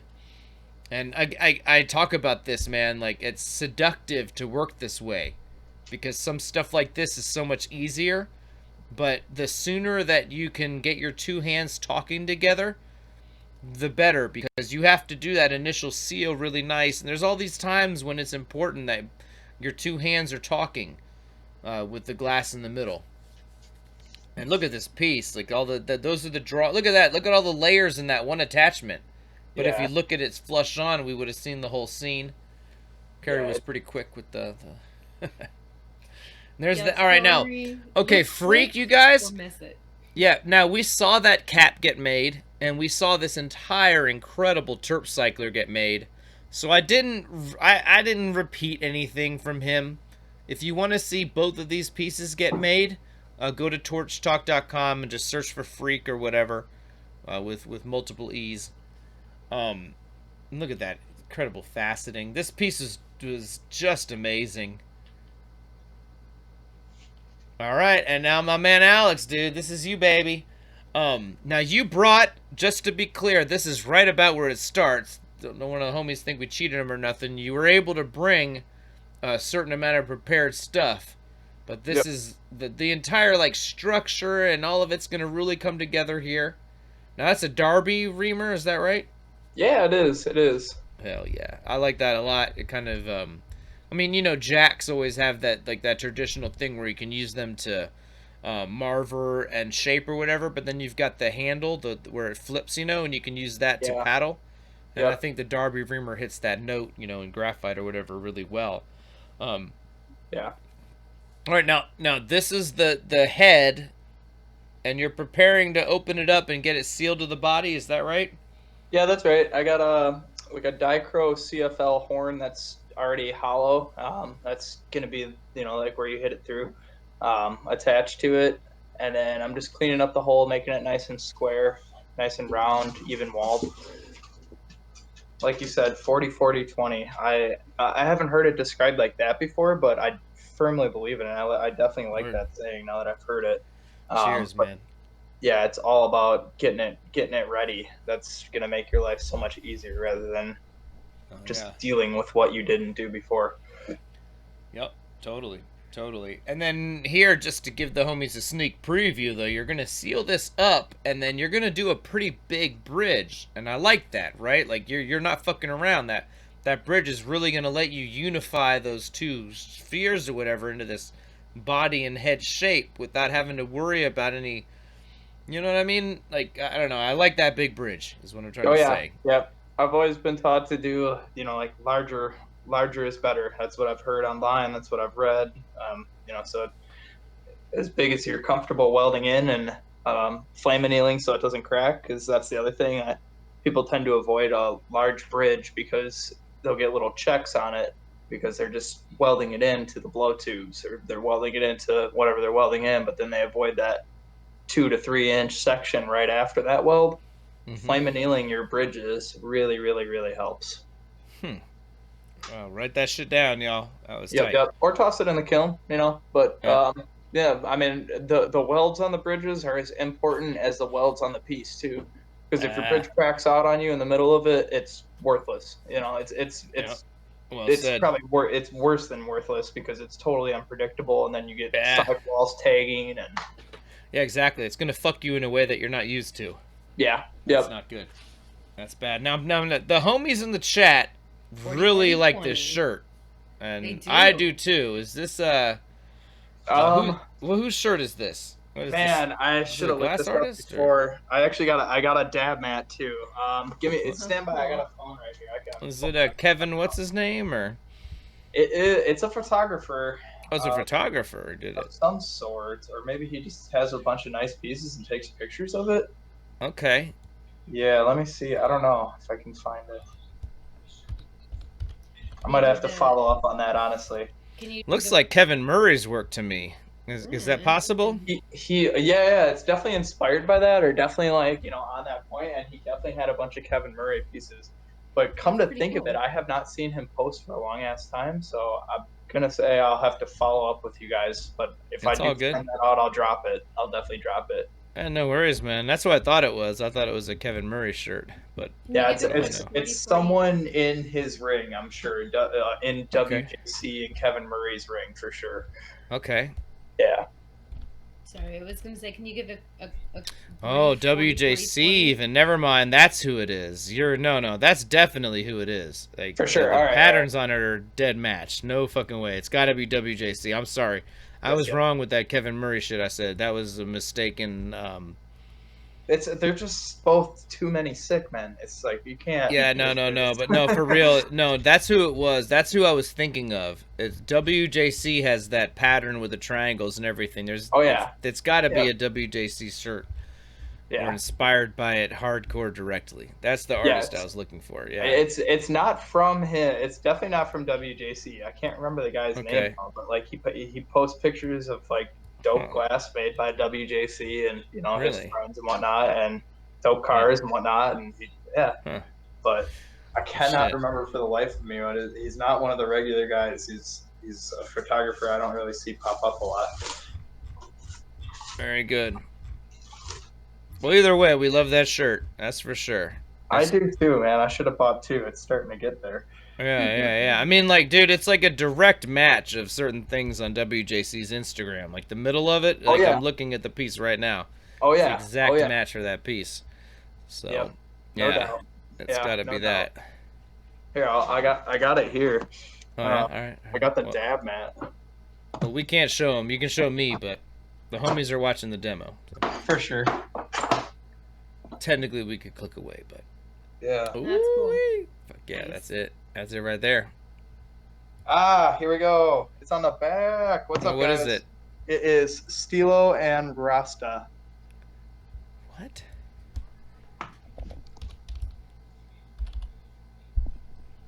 All right, here we go. I'm looking at it. Okay. And I'm giving him a follow. Okay, all right. Nice. Yeah, I had a. So that dab mat is where some pieces that Pacwa sent me in the mail, and I've been waiting to feel inspired or have something cool or the right time, the right moment or whatever to drop. But shouts to Pacwa, definitely can't wait to throw it on with some of those. Yeah, that dude's stuff is definitely, one of them is inspired by the other, that's for sure.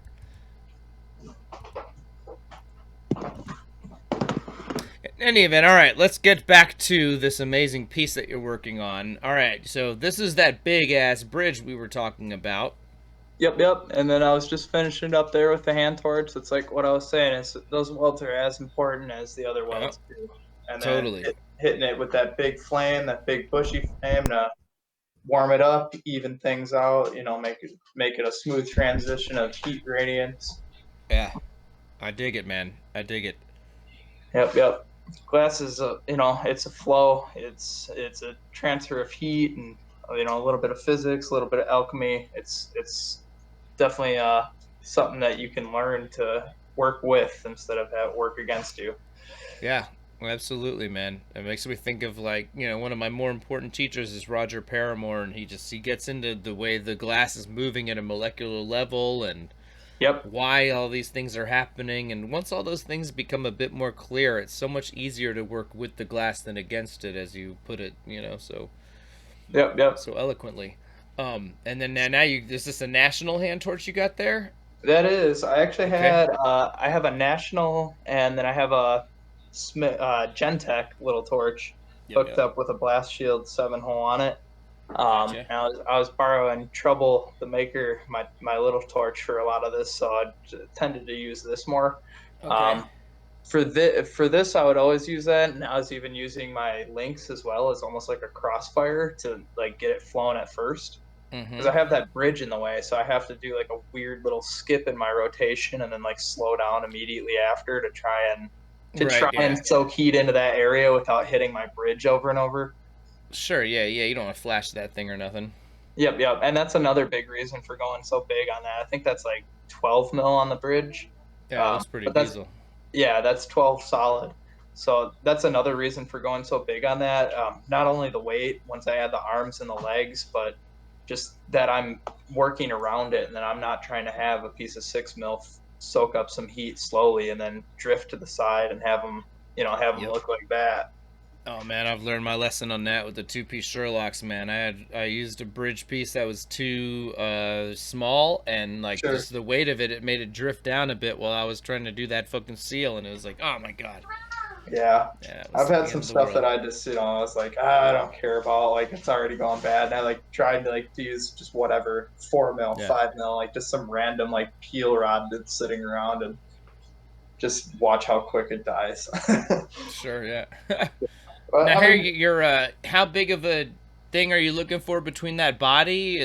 Are you just trying to make kind of a cool waist or neck, or what's the? Yeah, just trying to portion out a neck. This is one of the few kinds of pieces that I draw. I tend to just freeform stuff, and I tend to make a lot of prep and then just let it sit out and kind of bunch up into I don't know, proportions or colors or whatever. I just let it match itself almost. All right. But this is one of the few pieces that I actually draw.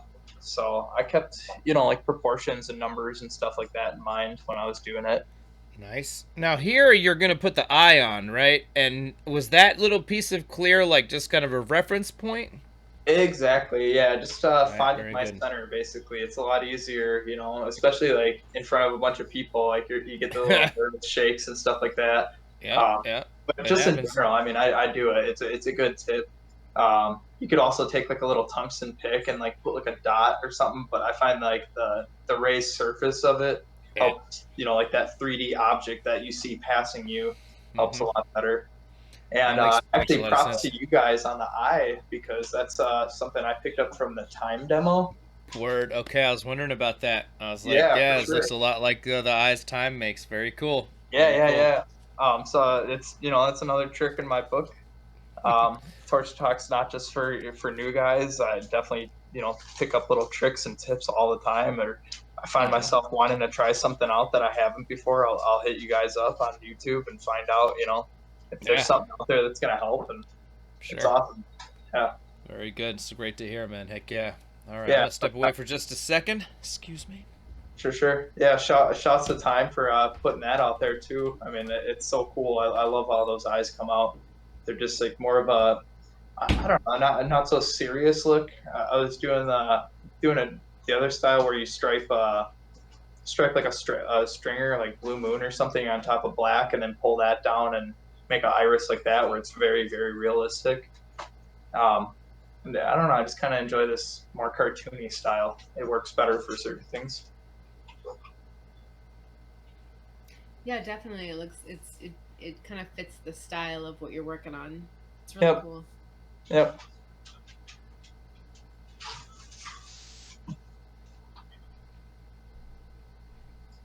So is this what are your favorite things to make? I really like to make wigwags and just big encomos of them, and like multi-pattern kind of stuff. Sort of like Andy G inspired stuff, I would say. He's a definitely a huge inspiration of mine. Um, but yeah, I like to do two-piece Sherlocks like that, and do a lot of like square edge shaping, if that makes sense. I like to flatten off the tops of the bowl and get them like really square. Um, Square little Maria like that builds up to a can that leads into the main can. And yeah, I just did I think it was the May issue of Glassline where I did a demo of those Sherlocks. Nice. So yeah, if you guys have that, check that out. Very cool. Nice. Otherwise, Instagram. I know I have the cover of it posted at least, and you can check that out and see what I'm talking about. But yeah, I like to do those. I really like to do recyclers and stuff like that, and floating recyclers, clients. We got a dog too. Right? Yeah, got the whole fam. My man's got the whole zoo over there. Yeah, yeah. Well, yeah. All right. So, man, you added that eye, and I just like the way that you cooked it, in, and then kind of let it, puff out, and then cook back, and like that motherfucker is just on there now. Those are happy pieces of glass. And then I also like the way you did this. You kind of, I guess you made a puck and drew the teeth on or whatever in advance. Is that right? Yep. I forget how I did the teeth because I tried it a bunch of different ways. This is like my second or third time like making like a sculptured type of piece actually. So I played around with a lot of different ways.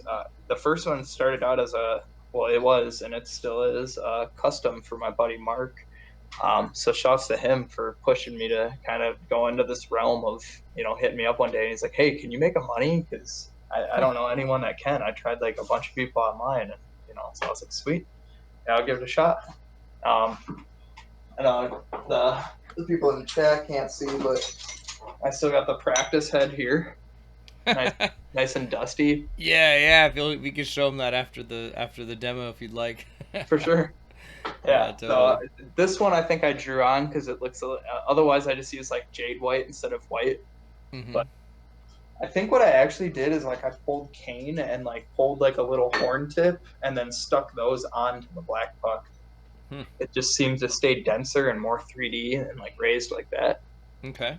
Nice.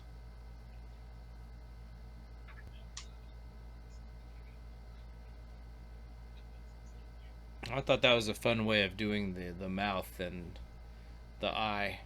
Yeah. Kind of having them ready to go ahead of time.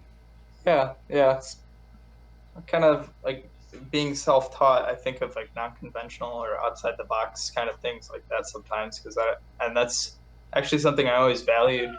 Not that I didn't want to take classes or anything, but I just also saw the other side of it is that if I take classes, someone's going to tell me what what's right or what I should do or what looks good or something like that. And I always wanted to have a completely open palette or a completely state of mind to that, where you know what I mean. It was just whatever is possible is something that I try, and it became possible.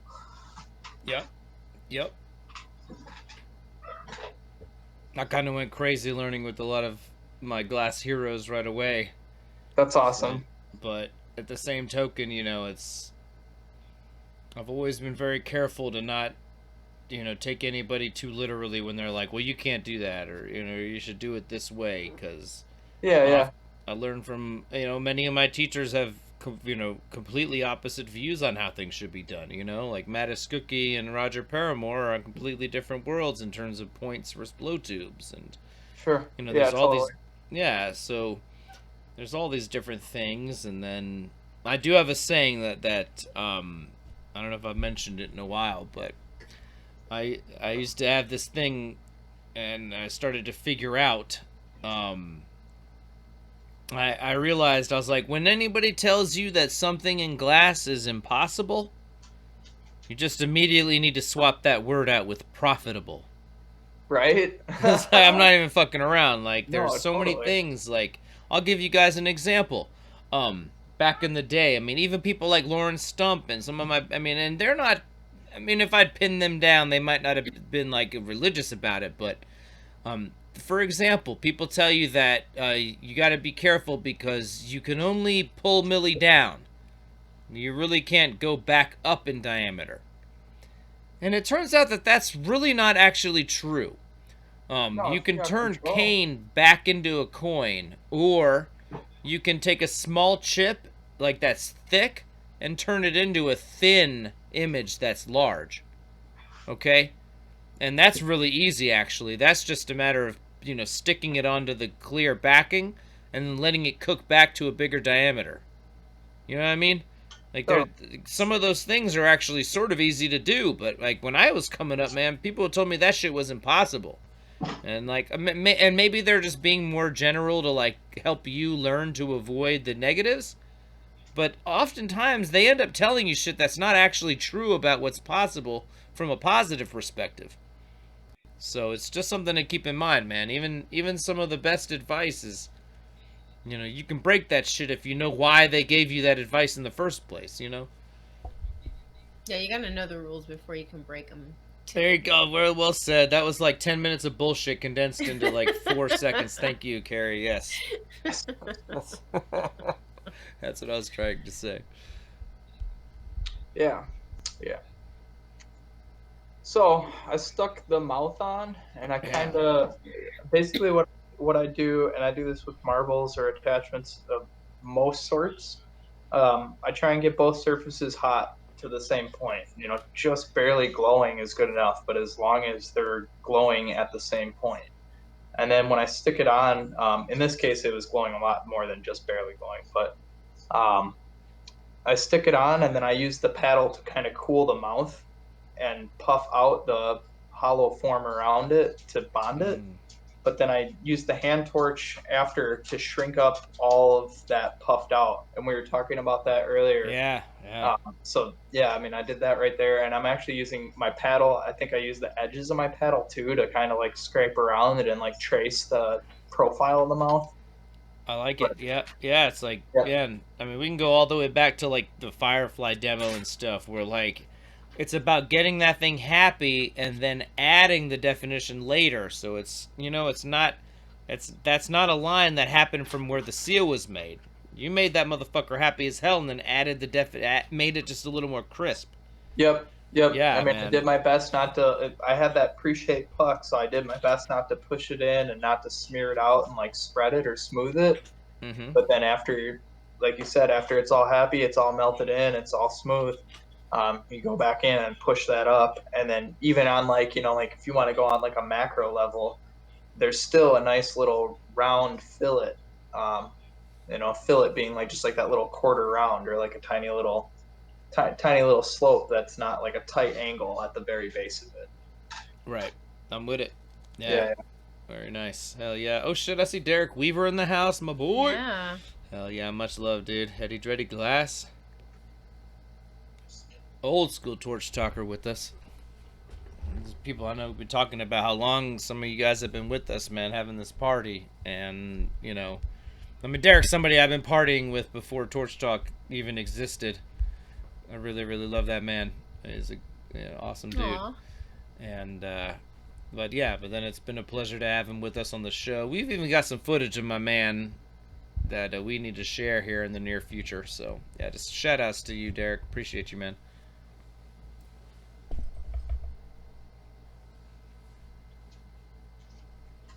Oh man, we were talking about Jason Gordon earlier, even, man, the homie would live free, because I was mentioning that free cycler where he does the seal, you know, like where it's an open thing over a somewhat closed hollow section, you know, and then works that seal out. But anyways, yeah, man, I remember me and Derek kicked it for the first time back at Live Free in like, what, 2014? Maybe? I don't remember, but yeah, man, we had a good time. We got loose. It was... It was good ass times. I mean, it was a crazy time, dude. Fucking, I mean, we're lit. I don't need to bullshit with you, man. My sponsors aren't gonna quit because I tell you I did mushrooms. We were fucking tripping face, and dude, Elbow was DJing. Is I mean, this it a was real crazy. story? What? Is this a real story? This is a real story. Elbow was Okay. DJing. Fucking, I mean, we're fucking gone, man. Watching Jason Lee melt glass, and then but then when the sun started coming down, fucking Elbow came on to DJ. Elbow's a DJ too, in addition to Dinosaur Maker, if y'all don't know. And then fucking the other DJ that night was Amir from Lampwork Supply. Oh wow. I know, right? It's crazy, man. And yeah, I mean, that was just one Were hell they just of a... mixing tunes, or were they throwing out raps and stuff too? They were DJing, playing fucking heavy ass electronic music for people on drugs. It was amazing. Oh, It was the best. I do play electronic music for people on drugs. That's my man. Nice, Hell yeah, nice. that's what you do. But what a good time, man. I have the most positive memories, and I remember me and Derek were just like, "You want to eat more? Yeah, all right, I'm gonna eat more." You're gonna eat Okay, more? I'm gonna Alex, eat more. what color blue is this? Yeah, I'm gonna. Yeah, my fiance came in here and she's like, "People are asking what color is it?" So it is something I call space tech, and I call it TEK. Speaking of music for people on drugs, it's a techno reference, but space tech. Anyways, So we were totally on topic. All yeah, right. exactly. Yeah, yeah. So it is cobalt blue tubing. It's textured, and then it is fumed with silver and gold, and then it's Nice. encased. So it's similar to like a pineapple mold technique.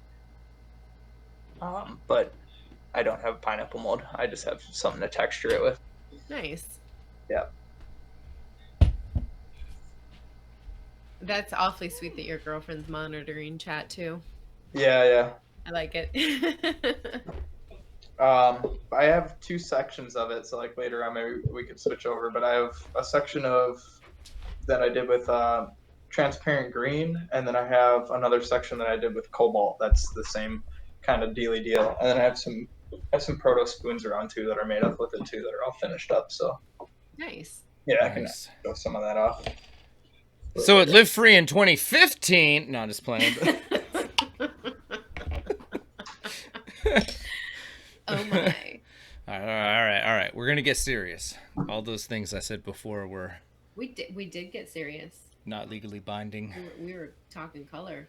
Good God, 182 homies are tuned in right now. Crazy, huh? It Awesome. is. I really appreciate y'all out there, and you guys make it possible to go capture stuff like this, and then share it here and have a dank party.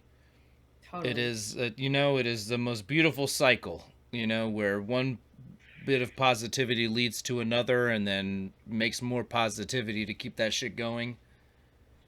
I love y'all. I really do. I really appreciate the community that's formed around this show, and then the good times that you guys bring every fucking week. And now here's where some of these horns are going on.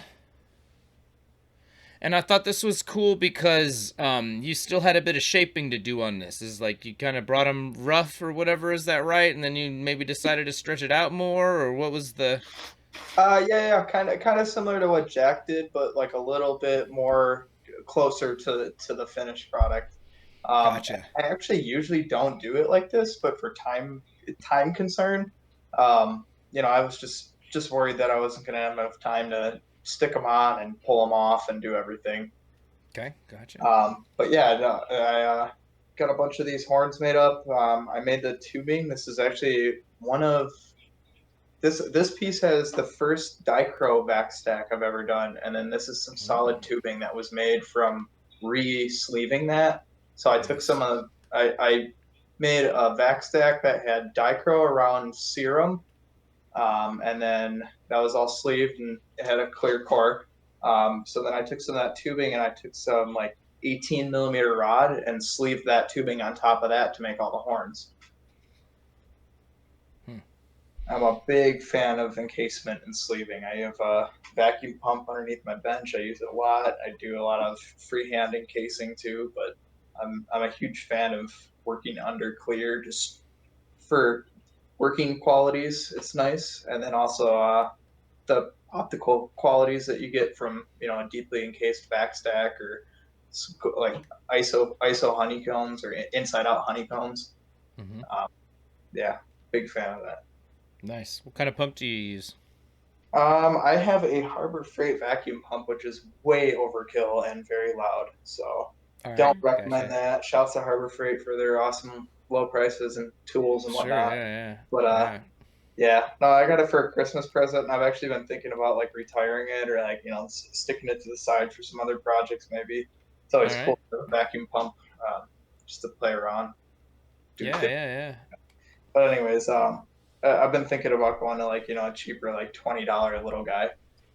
Sure, man. Have you seen the one that? I mean, we keep talking about Jason Gordon tonight, man. I mean, my boy, shout outs. But he has a video about how to make what he calls the vac stacker, and it's Yep. this. Yep. It's very inexpensive. All right, I'm not sure I should even mention this, but he told me years ago. He told me that when he originally found that pump, it was listed for use in fucking penis pumps. I swear to fucking God.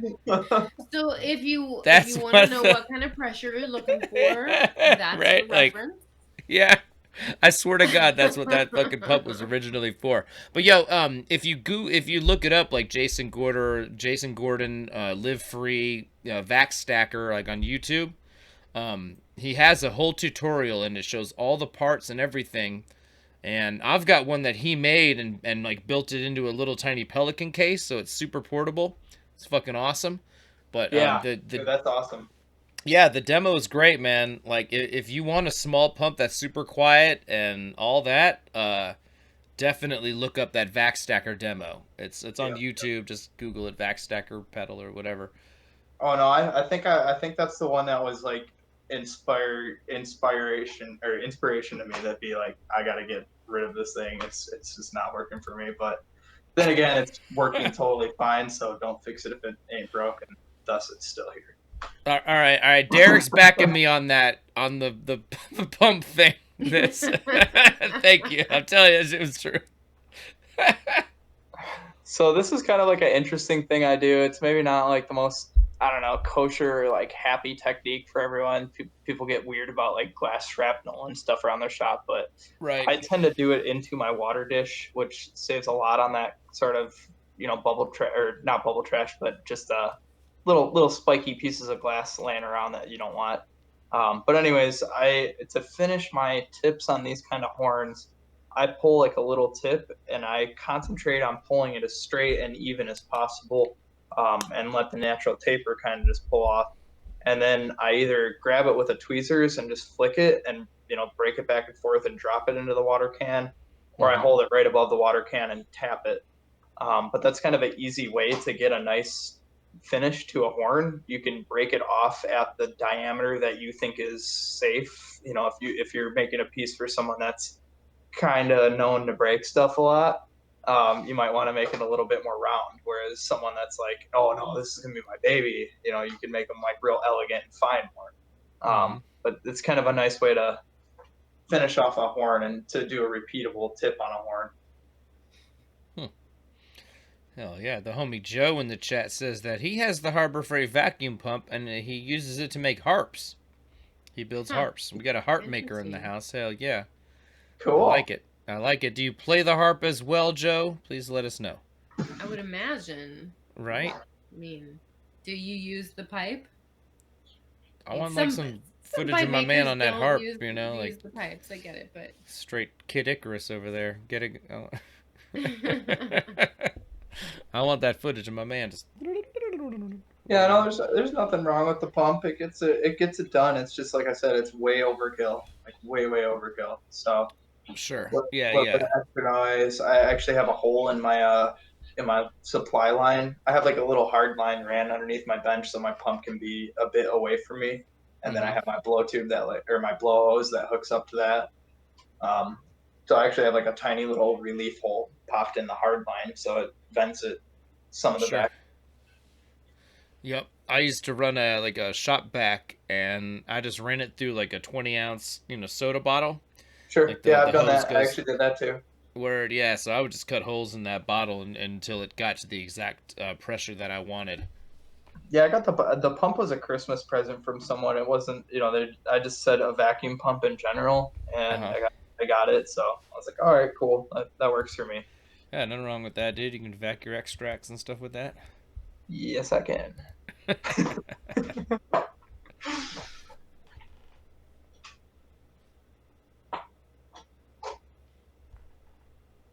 Now, okay, we don't have you doing the full joint, but I thought that this was cool because you're using the reamer there to kind of, I assume, measure where it's like the length of it and all that, and now you're Yep, gonna open the hole for it. yep. And I have like little notches like made in the corners of my octagon reamer. I Okay. don't use that big reamer for a lot of different things, and the stuff I do use it for, it goes pretty quick, so it's not getting a lot of wear, and those notches have lasted for a while. Okay. But yeah, that's exactly what I'm doing. Is I do it for depth, and then I also hold it more on a flat plane so I can see the diameter that I'm trying to match. So like how wide that flare is on that joint, I'm trying to look at where that goes to on my joint tool, and then that way when I flare open the hole on the body, I know how deep to push that reamer into to make it to the same size about. Right. Yeah. Hell yeah. That's how you get that, or it's just sitting in the rim, so you don't have all that extra glass. Exactly. Yep. And I'm with you on that too. I've tried it, a couple different ways. I've tried everything a couple different ways over the last Yeah. 10 years. Um, but yeah, I'm kind of with you where I like to have it like seated in there, like just barely. Yeah. But Yeah. yeah, Exactly. Like it'll sit, but it's close. It's as close as possible to yeah. falling in. I kind of shoot for like 2/3, like Okay. 1/3 to 2/3 at least, like sitting inside of it. Gotcha. Now here's where you start doing these attachments. One's already on, but I thought it was great to see that the joint's already in. Yep. I rolled into these kind of quick right after, got it sealed in, and did that 40-40-20 tech where it's Sure. get the holes ready. That's all about what I was doing with that reamer. Get it ready and Yep. And then there, man, you had them both hot. You gave it a little squat and a pull out and a puff. Is that right? Yep, a little wiggle to kind of push some glass down. If I didn't push it on quite even like with each other, I think I marked these two with like the little dot of clear to do Okay. to get them even. But that's kind of what that wiggle is all about. Is just to make sure that it tagged out evenly. That it's not a nice little quarter pipe all the way around, except for one little crease on the bottom in the armpit. Right. Yeah, I can't have that. Hell no. And then these hands, they're made to hold a dabber. Yep. Is that right? Yep.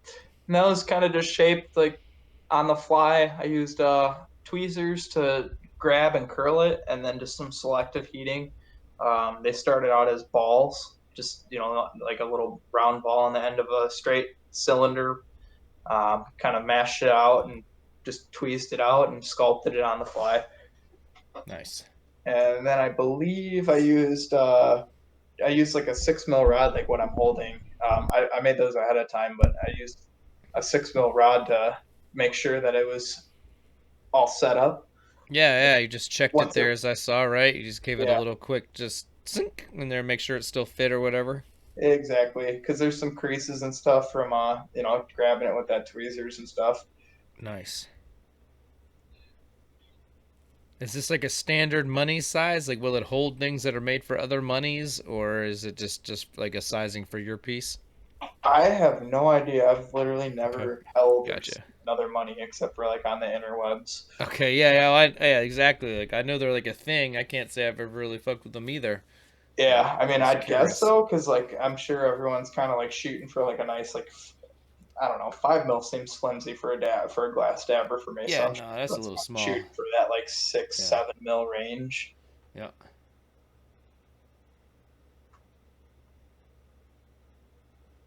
But yeah, no, there's no like international money makers society yet. Right. Don't you guys take that? That's mine. Yeah. And Coyle will have a word with you now, or whatever. Oh shit, that's right. Get it first. He's done it.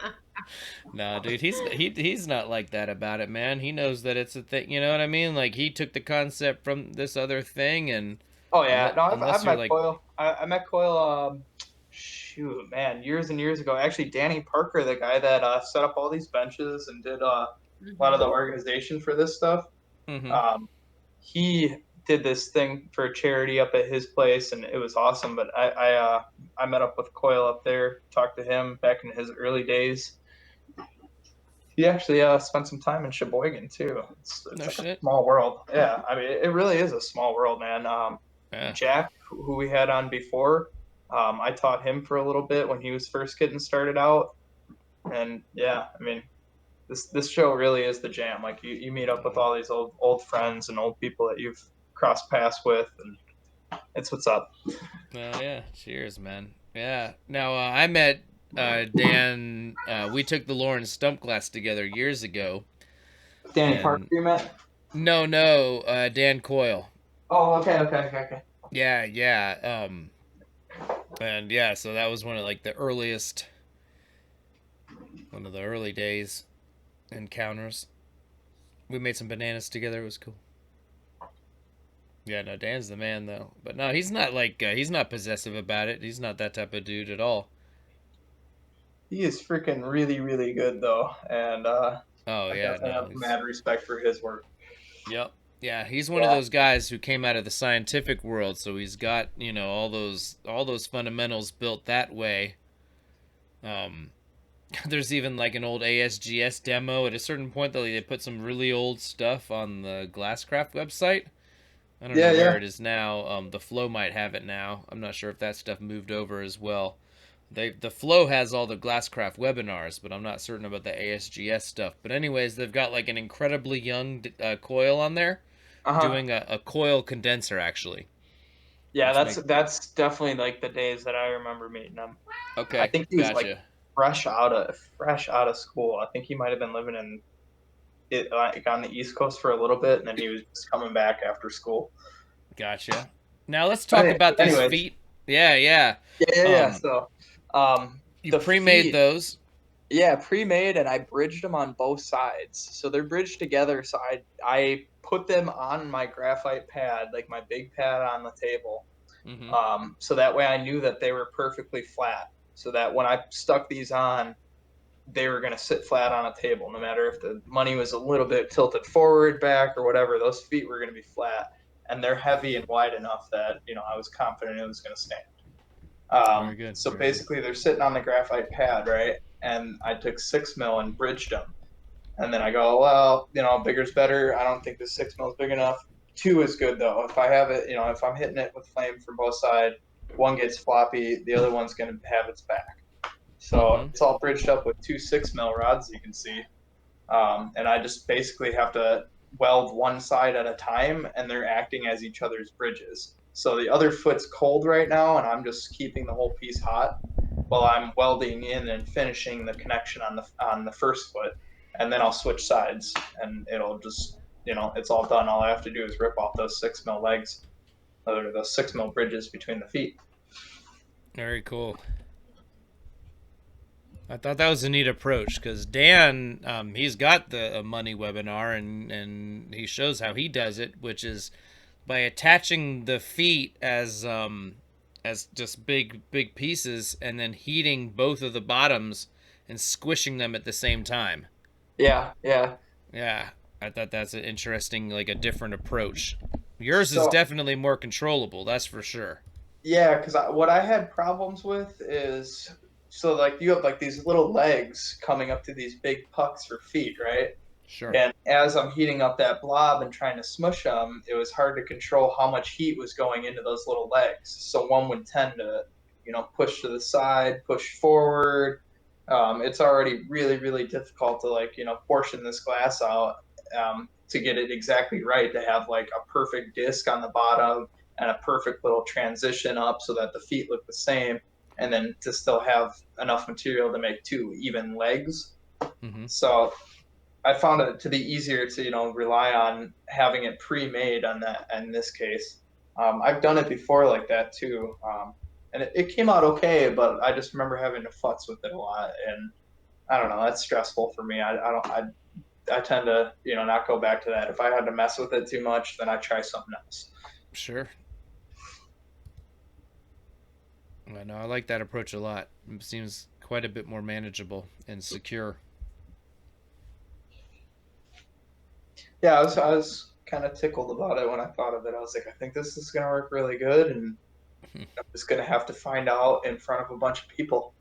Hell yeah. Very good.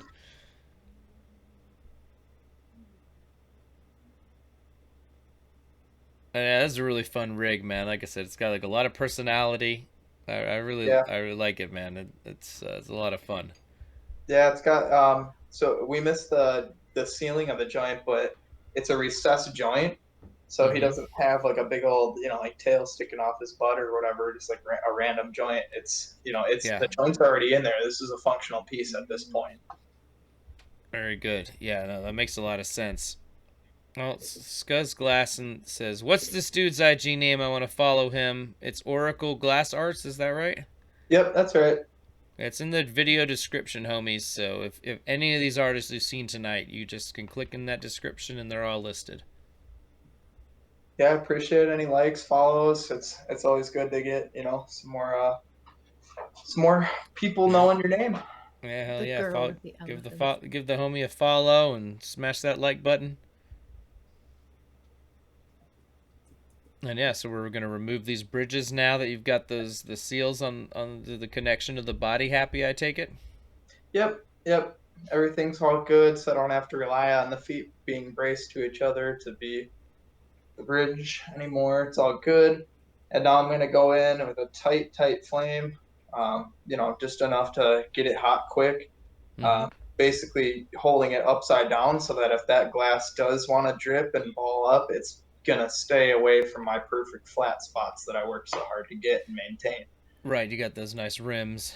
Yep, yep. And then just peeling a little bit off. It didn't quite melt in nice. If you got time, if you're happy with your heat, be a perfectionist, smooth things out. Otherwise, toss it back in the kiln. Right. Yeah. Yep. Yeah. Look at keeping that body happy. Yep. Yep. No need to get cavalier about it. No, and I did have a little bit of an issue with it somewhere, but I was able to pull it out. Um, Using the flame annealing is like just it's a vital technique, guys. Like I swear, if I would have really took flame annealing serious before the point that I did, so many pieces would be alive today. So much time would have been saved. It's really just it's what's up. It's what's up. Yeah. And it's deep because to really understand like what a full flame anneal is and what's going on and why you're doing it, Right. and when you've gotten to that point and when you can move on to this point and that point, it does take a bit of respect and understanding for the physics and the scientific nature of glass. Like what we were getting at before.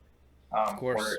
Yeah, it definitely is more than just art clay or like something like that. Like I don't mean to knock anything else, but it's more than just something you can I hold know what with you your mean. hands. And Yeah. Even that annealing flame, man. People think of it as one flame, but that's in my opinion that's not accurate. No, And it's yeah, really it's it's a annealing can be range. achieved in many different ways, but that flame is the most gentle way. And Yeah, basically, yeah. what you want to understand is that glass doesn't like to be transitioned.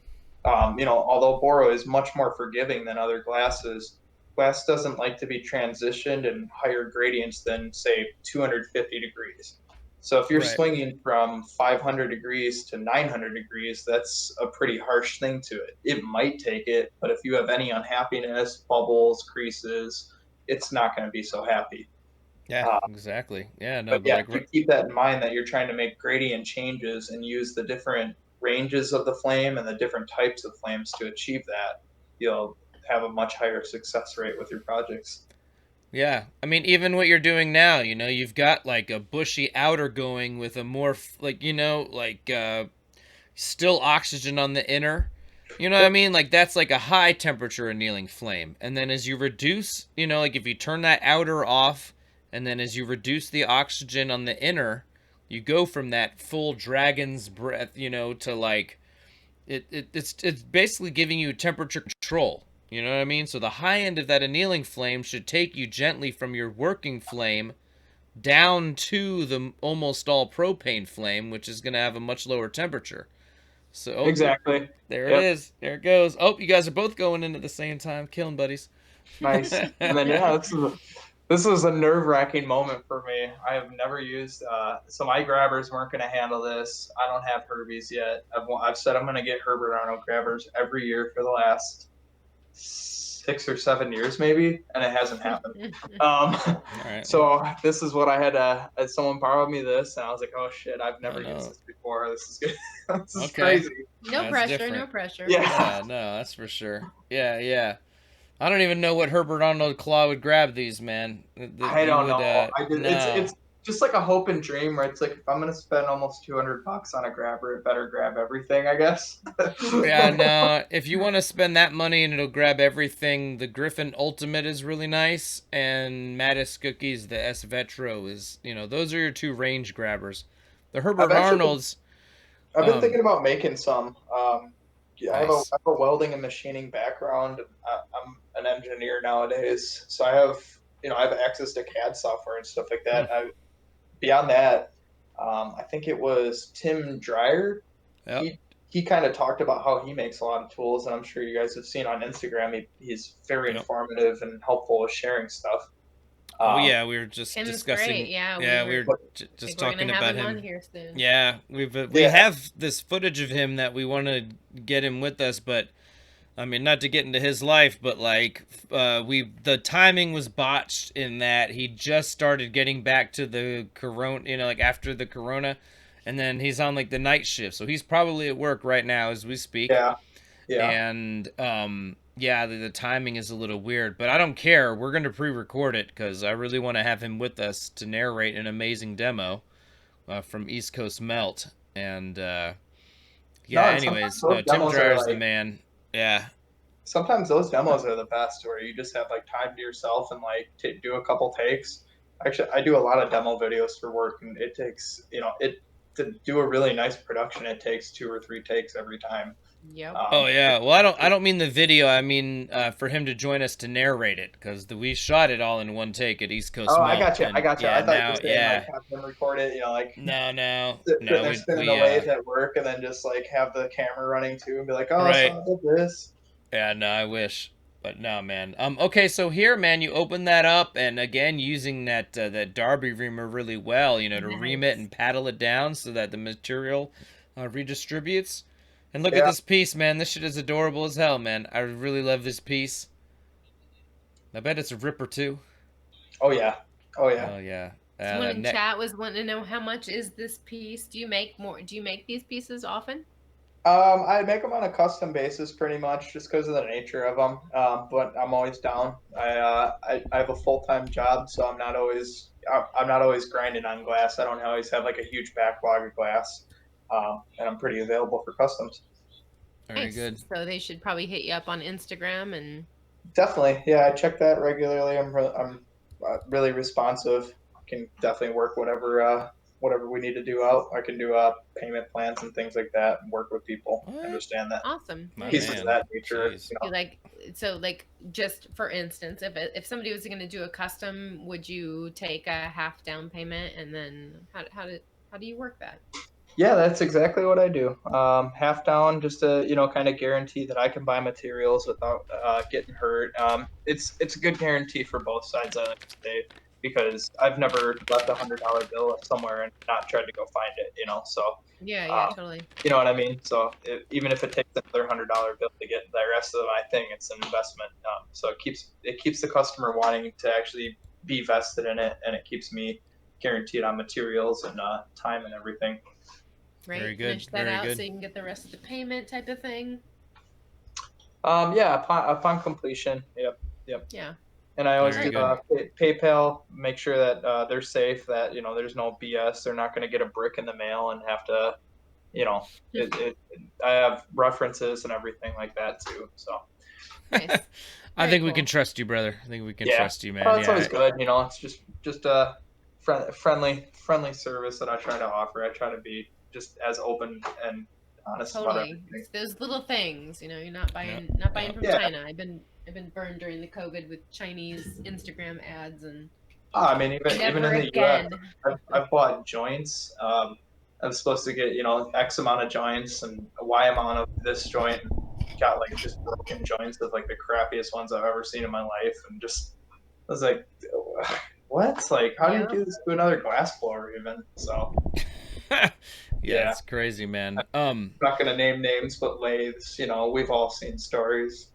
Oh God, I mean, we can name names like that Nate Freeman dude, right? Who a bunch of them import ones, and then they didn't fucking they got damaged or something. He ended up screwing a ton of people over while posting pictures of his new boat and car and airplane or whatever the fuck. I don't remember. It was ridiculous. Just handled it terribly. Like I don't know the full story on it, and that's why I'm like I don't want to get into it. But it's like he handled it terribly. Yeah, it was sketchy as hell, man. At one point, it was like.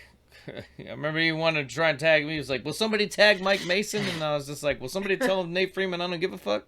Wasn't trying to square up, man. then no. Like I'm trying to spread a message of equal harmonization, not this freaking rip off. Yeah. All right, guys, I see that there's a bunch of y'all watching, man. I want to give away a sticker pack or two here with some Millie. Go ahead and drop a number 1 through 200. There's like 186 people watching right now. It's kind of wild, man. Everybody watch your numbers. Y'all. Yeah, drop them put a number down, get rid of that number, and guess again. Hell yeah. There's only 15 free numbers right now. Oh, Big Pearl's checking in. Pearl. Yeah. Big Alex, where's your cats? Yeah, I want to see. Can we see these cats yet? I'll round them up, but hey, you want to switch over here real quick? I got some. Yeah, show the homies. So I don't know how well you'll be able to see it, but. Very nice. Yeah. And some finished stuff with it.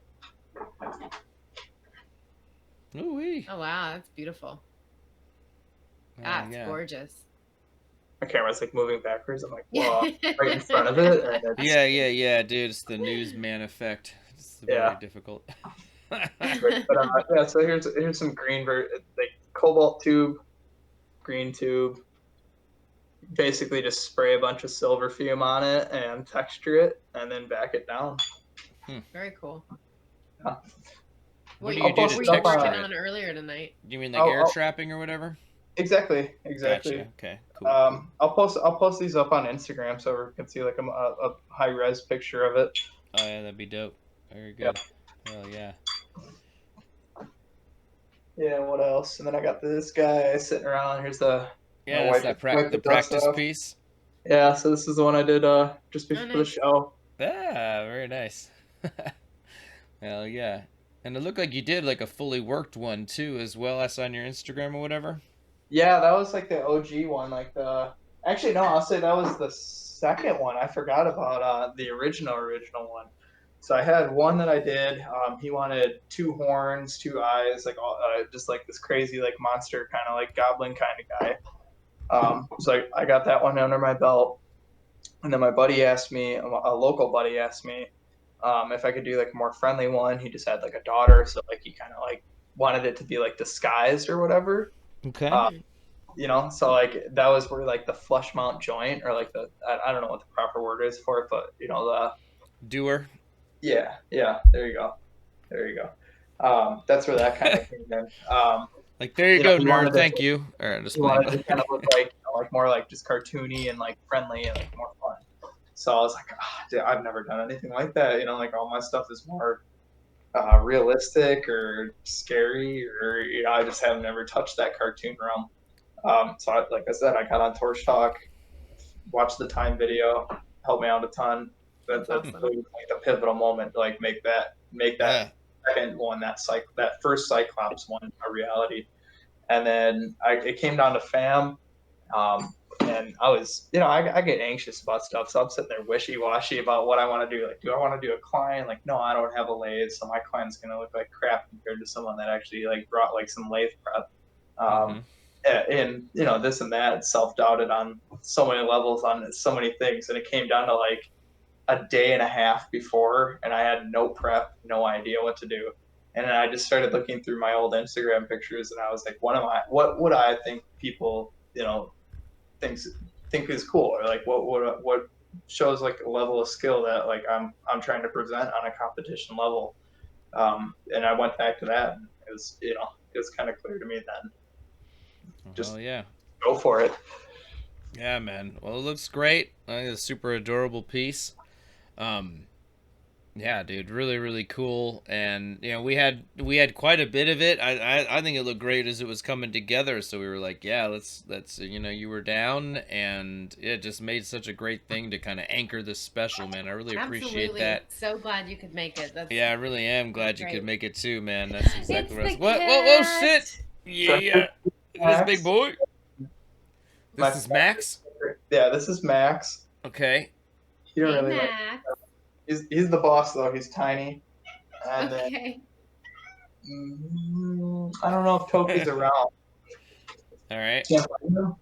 He's hiding. He's I shy. gotcha. Fair enough. Fair enough. He just likes to cause a little trouble here and there, and then go hide. Okay. No, he's a great cat, This but sounds. he's sounds definitely like hiding. cats I So. know. All right. All right. Well, let's pick some winners. It seems like everybody's had a chance to get their numbers in.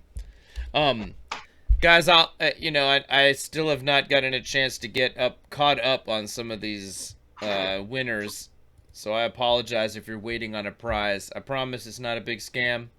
Anybody who's won a prize will get them. So, yeah, some of them have gone out, but there's some I still am behind, and you know, I'll be honest with you, man. I mean, making that special really proper has been my priority, and trying to get all these different artists and digging through all this footage and finding cool stuff, and I don't know. Hope y'all enjoyed that. I mean, I know I enjoyed just getting to dig through all this stuff, and some of it I saw, some of it Carrie shot. Like the entire demo we just saw with Alex was filmed by Carrie, so it was like my chance to really get to see that. Yeah, really, thanks so much, Carrie. You were really there. thank you. Absolutely. Every minute, you know, I kept glancing up. I was like, shoot, they're still there. This is awesome. Yeah. No, man, Thanks for letting us do that. Yeah. No, Yeah, yeah, we you like guys that were like, piece. full disclosure, we're probably just gonna stay glued to you for a little while. I'm like, totally, that's awesome. Thanks for you. You know, thanks for your time. Yeah, thank you, Carrie. You're the best. I really do appreciate you. All right, I got this random.org up, so let's go ahead and pick some winners here, man. I'll get a couple of you guys some sticker packs with some Millie on this one, and then we'll pick some sticker packs during the game. We'll play some games after this. Alex, you're welcome to stick around for games. Yeah, if you haven't enjoyed game night before, you might want to check it out. But, Yeah, you know, and I don't know, maybe your girlfriend enjoys games too. I unfortunately gotta hit the sack soon. I gotta. Okay. Oh yeah, you probably Understood. gotta work. All right. Thank you so much for taking your time away from Dude, right, let me what you're let doing us and joining us. let us That's bid you all right. farewell then, It's all right. my It's friend. not that serious. It's salary, so I can push it around a little bit. But, Okay, all right. But if you have to leave during game time, I want to tell you now, I really, really do appreciate you, man. The footage is sick. You've been just nothing but great to have with us this evening. You've added to this special. Thank you. I really appreciate you, man. Yeah, anytime, man. Anytime. Definitely down to be back soon. Very good. All right. All right. So, I saw a winner there. It was Aaron T. Get at me, dog. Prize Central Station at gmail.com. That's the new address. Part of the reason that I'm a little behind on the prizes is because like they get mixed into my regular email, or people hit me on Facebook and I lose all that sorts shit. of fun emails. Yeah, I mean, and like it just becomes so hard for me to like keep up with and keep track of. So I've made a special email just for prize winners, prizecentralstation at gmail.com. Let me go ahead and pick another homie for like a sticker pack or whatever with some Millie. And when you write to me, yo dogs, remind me of what it is. Just be like, I won that sticker pack with Millie.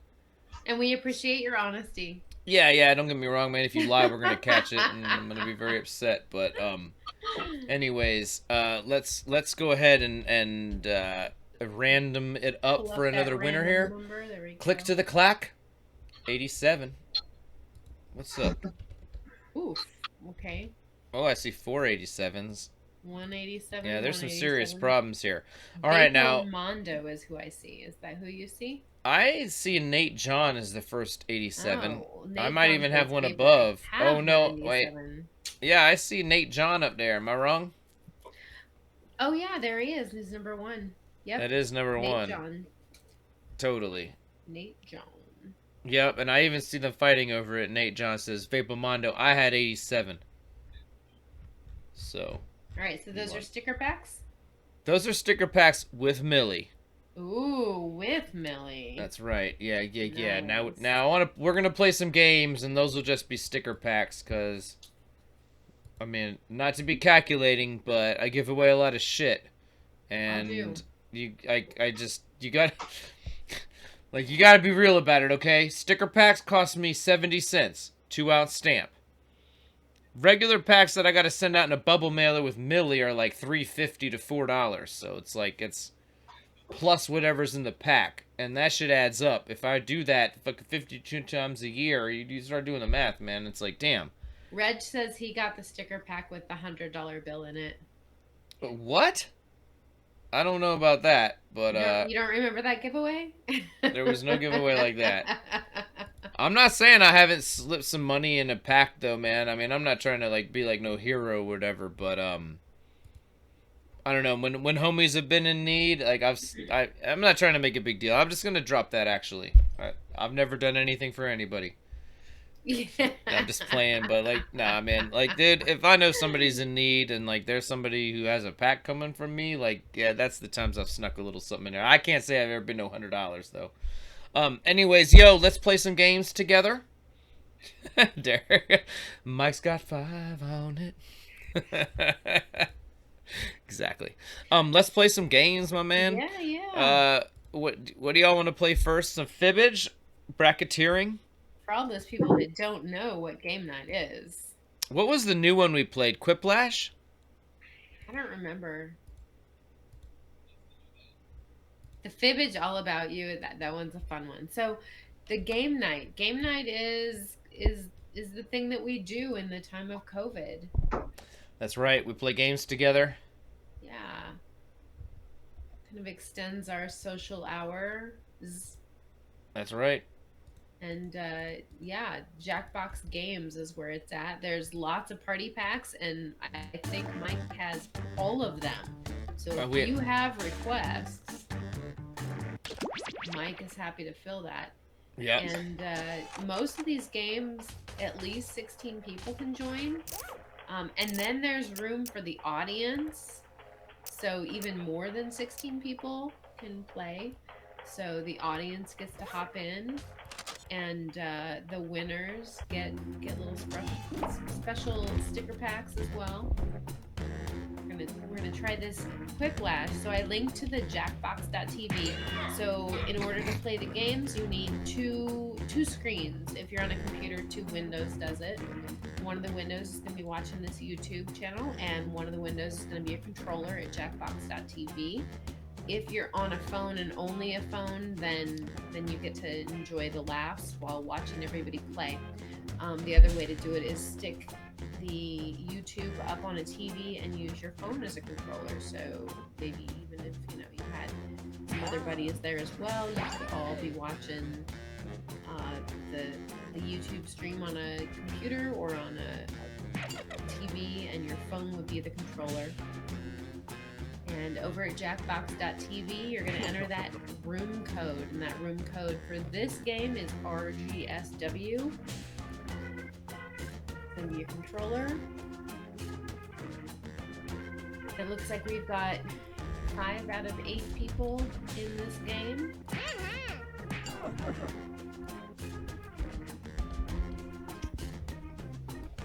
Oh, one more spot, and then we're good with it. Nice. Yeah, one more spot. Look, you're in the corner, Carrie. Oh, look at that. I usually reserve the right to play, or the opportunity to play, to audience members, and then join the room code afterwards. Right. And I'm a part of the audience, so I'm going to hop in now as audience.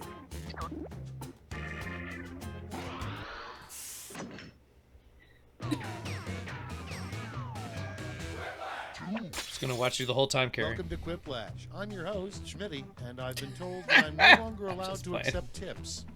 Now I know not to pick Looks my like nose. the gang's all Is here. that it? Guess I'll press Oh, this she's big back. red go button.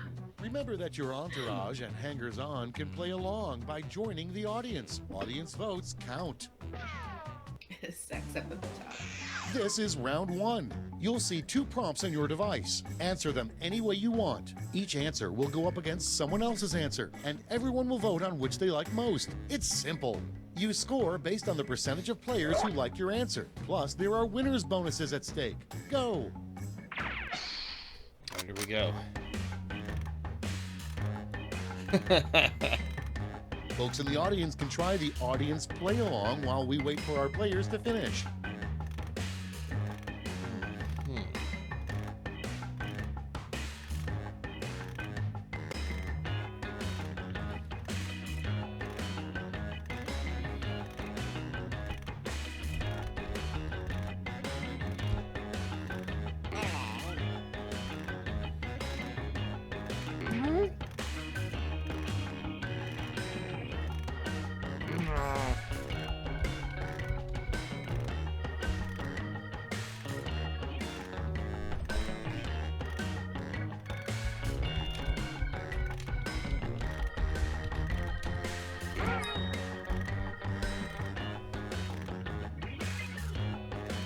Does the audience just suggest random things? Apparently, yes. I like it. I'll be right back.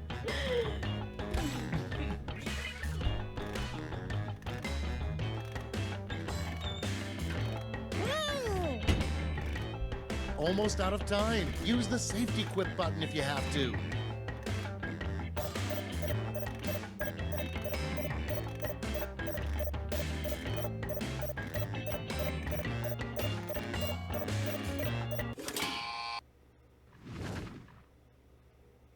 All right, let's get to it. Starting things off, the most inappropriate place to have a mechanical bowl.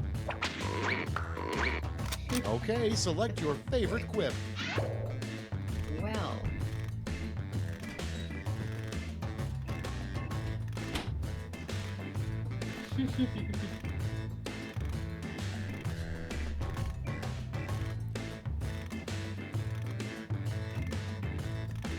Ooh, okay, we're voting on Could you stuff. imagine a mechanical bull at the dentist office?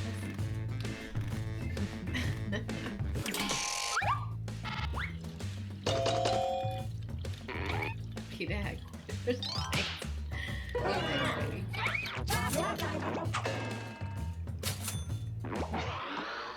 All right, That's guys, wrong. I'm gonna head out for the night. Young I adult will, Thanks for uh, joining us, Alex. I'm so Yeah, glad. thanks, falling in bud. love with a blank. Appreciate you, man.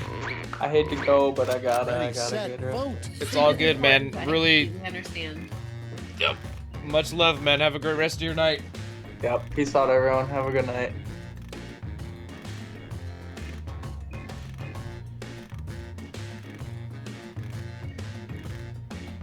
So this is the tale of Monica Lewinsky or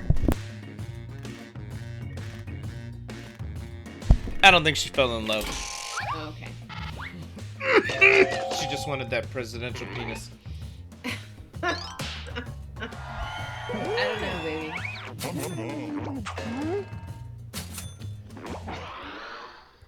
Next up, a good sign that you accidentally married a duck.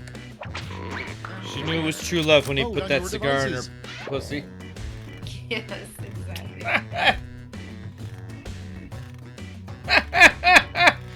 Rhino collectors hit you up. Yeah.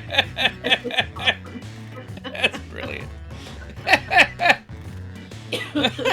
Who did that? Was that Hanun?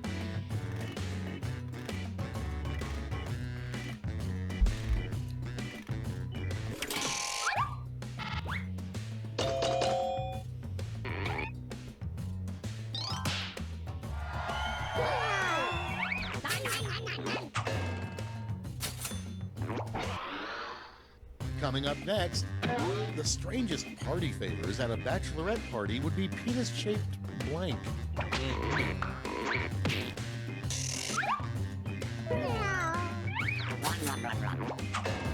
God damn it, crackhead glass. We needed more out of you. Next in line, what's that smell? And vote. Beeswax is a good ass smell. What's that smell? Carrie just had tacos for free.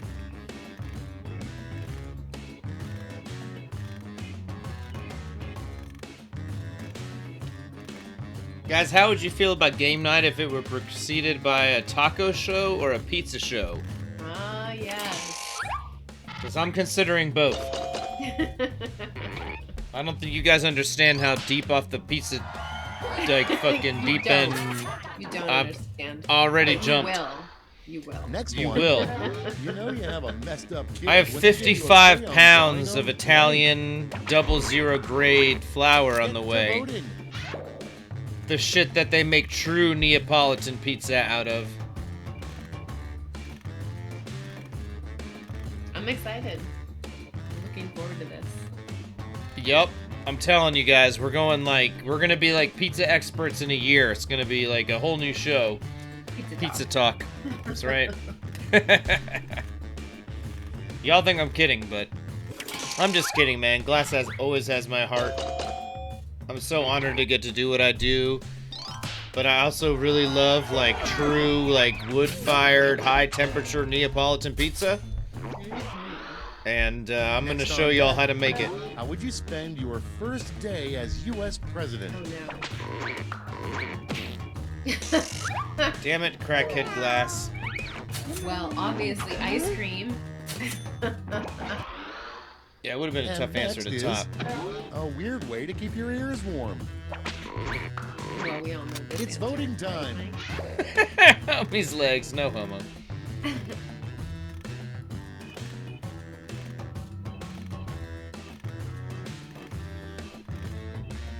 My ears are hella cold, player. Can you please warm them up for me, bro?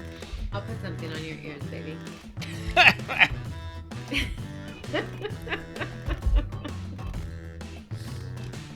Straw. In case you were wondering. What? Homie's legs.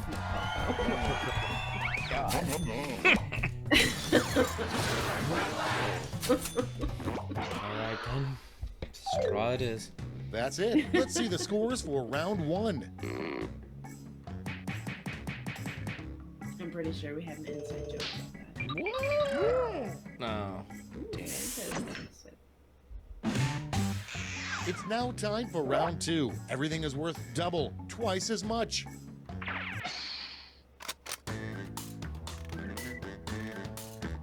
Oh, Jesus. Audience members, while players are typing in their answers, try the audience play along.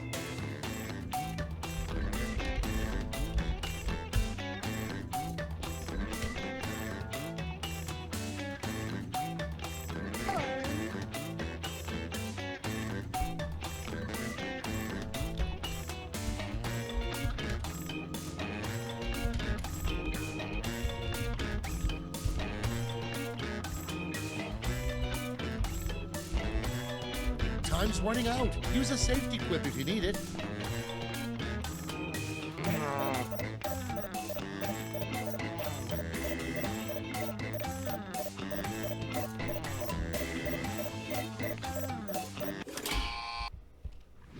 Oh man, I ran out of time. It's These crazy. better be good. Aw. First up, a text message that Jesus sends at 3 a.m. Okay, pick your favorite.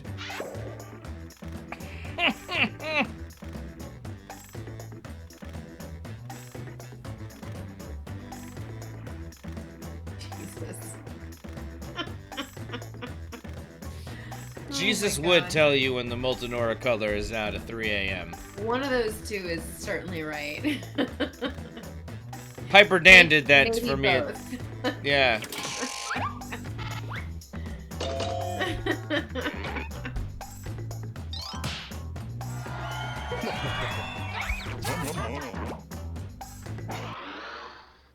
Next Damn. in the hopper, a really crappy nude calendar, The Men of Blank. Okay, vote. Oh man, somebody missed the Men of Torch Talk opportunity there. Right? Or Goro even. The men of the green grass of home or the water betreatment facilities. I don't know. I think a water treatment facility calendar of men is probably pretty lit. Them dudes put in a good day's work. I mean, can't argue with that. Customer viruses and shit now. Reminds me of that scene in The Simpsons with the dudes at the steel factory, you know, when like Be anything sparks prepared. gay. Always keep a blank in your pocket.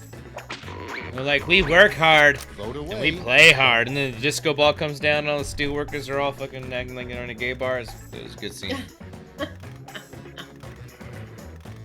Yes. Or the men of Las Vegas, somebody suggested.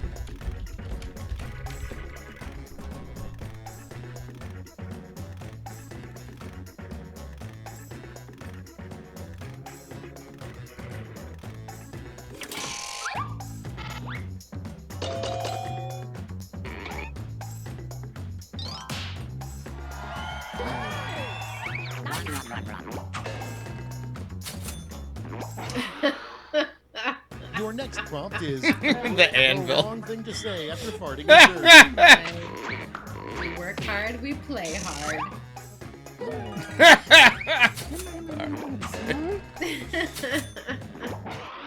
Sex really pulled the Moving sex on. on this one. A great pickup line to use on the person cleaning up the spill you caused in the grocery store.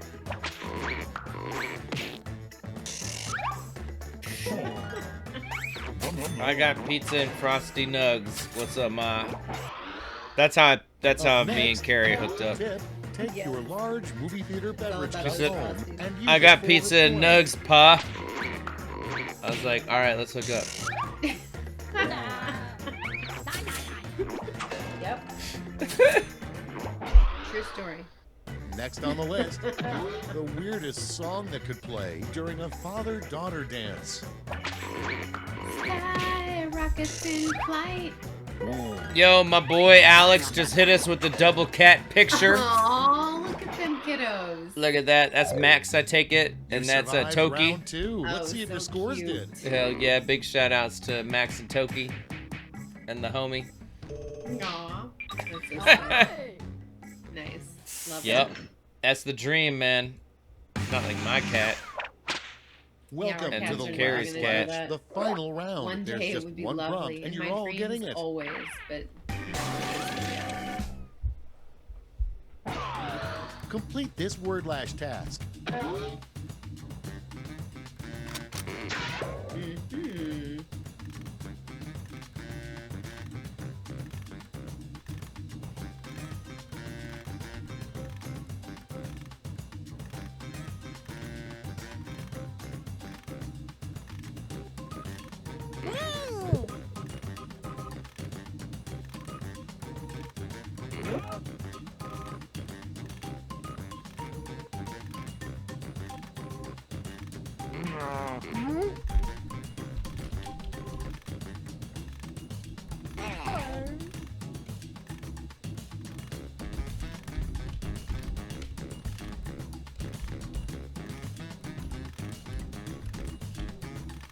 15 seconds. Ooh, you made it. Good job, baby. I was worried that you were going to make it. How did you? Oh, it tells you when I snuck in. Well, I can see the screen that says you had 15 seconds, and then you. Okay, popped soak up it in. with an answer. Yeah. You get 3 medals to award to your top 3 Oh, my. quips. Give out your gold, silver, and bronze medals now. Skadoink. Coin. What? Oink that doink. Obi-Wan can doinky. Obi-Wan Kenoinky. Oink oinky. I don't really know if that's. They just, they missed the Yeah, I don't know. It's kind of uncool to switch the letters around. oinky boinker.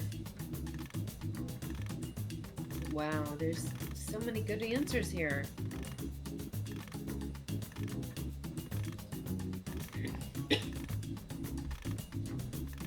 But only one of them is making fun of cops. Just saying. Oh, really? Yup.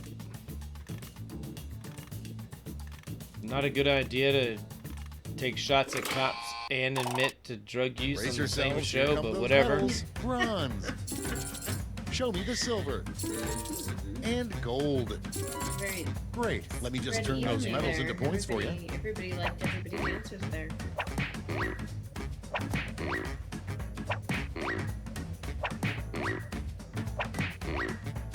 Good job, Joe. That's the game. Let's see the final scores.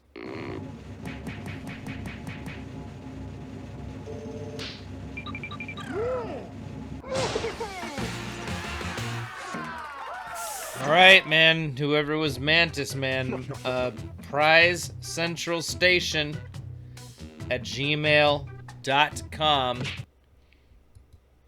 Not playing. That's the one you got to do. Got to be Prize Central Station. Do it. gmail.com. Do it. Oh man, I gotta give a huge shout outs to Alex who joined us, man. That was a killer demo from him, and huge shout outs to all those artists who let us put a camera in their face. Absolutely. That was a great show. Thank you, Mike. Thanks Of for course. spending all that time pulling all that footage together and editing it together for us. Well, we're trying a new game. Y'all ready for a new game? Ooh. This is exciting. It's like a spy versus spy type of thing.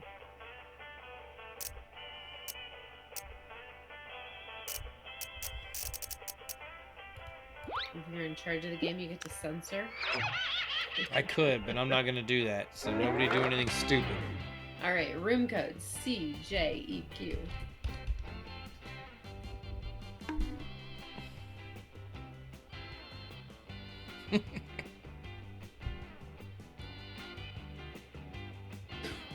How many people get to join this game? What's that? How many people get to join this game? Let's see, we've got 1, Oh, Carrie's back. 2, 3, 4, 5. It looks maybe like 6 people, and then some audience members. I don't know. It just might be in a cartoon. It does look like 6, and in the audience. Oh, time to join the audience. Yep. Join me in the audience. Look, I'm gonna add both of us for kicks. Oh, there's Mike. I did not tell a lie. Right? These fingers, right?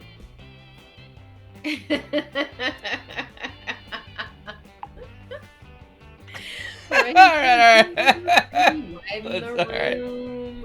Uh, Oh, there we go. Widen the room. Welcome to Fakin' It. I'm Cookie, which is Greek for mighty oak. Couple quick words before we jump into the game. Yeah, and that's it is skippable That- because I'm not a monster. Ah. During each round of play, each of you is going to be sent a task to your Oh device. my. Like, raise your hand if you've ever farted. But one of you will get nothing. And that person is the faker. Everyone wants to figure out who the faker is, and the faker just wants to blend in. When you hear the go sound, you either raise your hand or not, depending on whether you've ever farted before, which you have. And the faker just has to fake it. After that, everyone votes on their device who they think the faker is. If everyone picks the correct person, the faker is caught. But here's the most important part. Fakers, if you're caught in a lie, if you raise your hand when you really should have kept it down, lie, cheat, deny, come up with whatever story you have to throw other players off the scent. Be the faker. Some of the tasks will involve raising your hand or pointing, this is or crazy. maybe making a weird face. But there will always be a faker, and you'll have 3 chances to catch him. Oh, one more quick suggestion before we get going. It's important to be able to see each other, so if possible, consider sitting in a semicircle or like small lines facing each other. I don't know if this game is going to be still good for feeling us, but comfortable. we'll do it once for kicks. Let's start with Hands of Truth. It's an easy one, just like we saw a minute ago. Yeah, I think this game is meant for Everyone's homies gonna in get a person, task but that involves raising your hand. Latency Okay, getting in the sending the way. task to your devices now.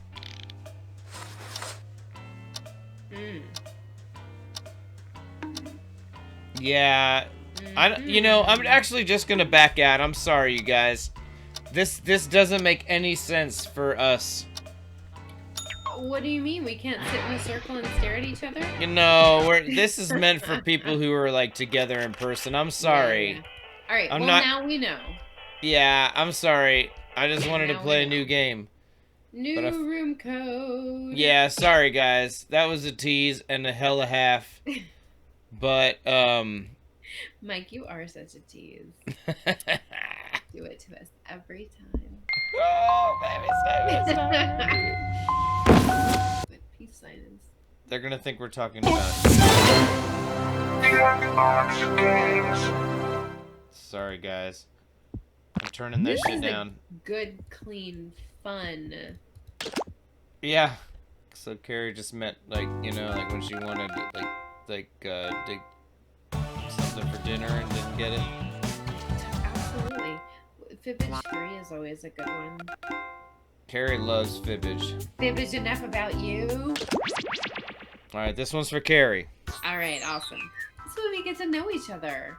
Carrie will be on screen the whole So time. much fun. Okay. I'll be here in the audience cheering you all on. You can do this. Which one, fibbage or fibbage enough about you? Enough about you.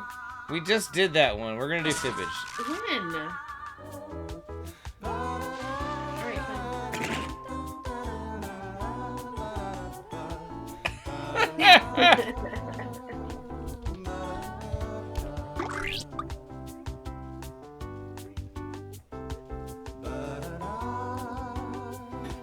ESJV is the room code now.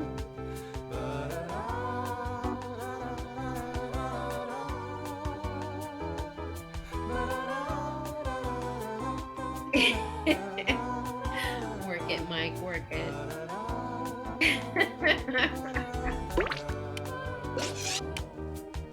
I'm sorry, man. This is my jam, though. Okay. Yeah, I can't hear the volume, so I'm at a disadvantage there, but I'm gonna say... If Carrie heard that music, you guys, she would have her top off right now. It'd be crazy.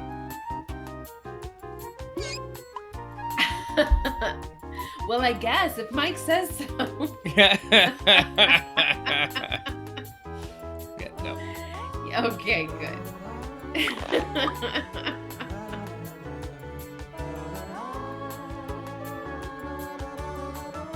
I joined. I think I'm actually like in the game this time.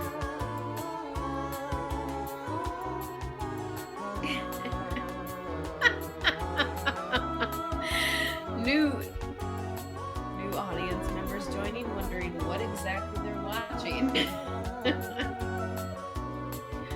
All right, one more spot. Mike's gonna take his top off this round. Is what I think we agreed on.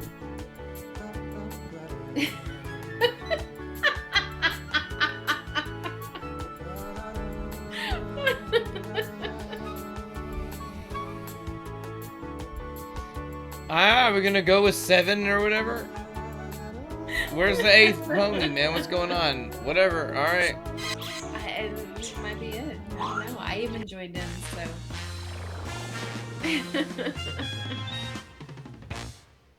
Welcome to my parlor. I'm Cookie Masterson, but here you can call me Mr. Applewhite. You look like a bunch of dirty liars. This ought to be good. Oh, and anyone else who wants to get in can be in the audience. The audience votes on fake answers to fool those gullible players, and they also get to guess the truth. Let's go.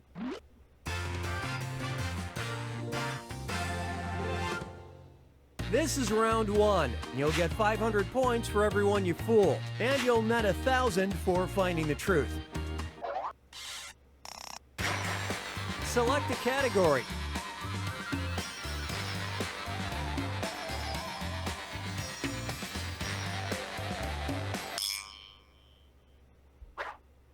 All right, question 1. Authorities at JFK Airport made an impressive bust in April 2017 when they seized over 300 pounds of illegally smuggled blank. Now, enter a bluff on your device that sounds real enough to fool the other players. If you can't think of anything, that Lie For Me button will give you a suggestion for half the points. Do it already!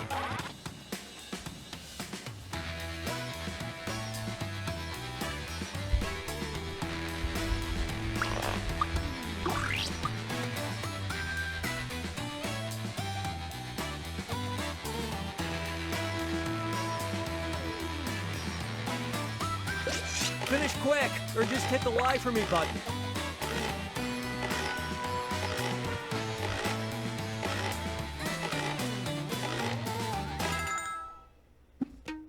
Okay, those are the choices. Touch the truth on your device now.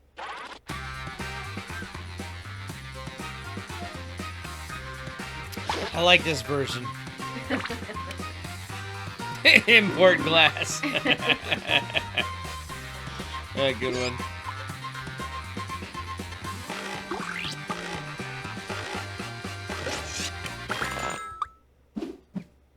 Okay, let's take a look.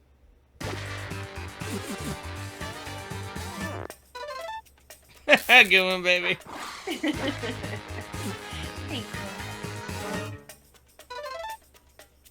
Extremely gullible crowd. Hey, I know my demographic. That was a big one. Ooh, okay, got me. Bam! Oh, oof. Thank goodness for I just those took a huge yak-sniffing lead. dogs. Damn right. Best lie, and I got the truth. I'm sorry, man, but that's just what you do. Ooh, Look at that lead. ooh, I'm right behind you. Okay, but, you know. Seriously. Give me a You win, I don't category. have to pay any shipping on the sticker packs. That's great. Fine with that, too. Let's see what we got. In the 1940s, Walt Disney worked with a partner company to design a line of somewhat disturbing Mickey Mouse blank. Okay, enter your lies.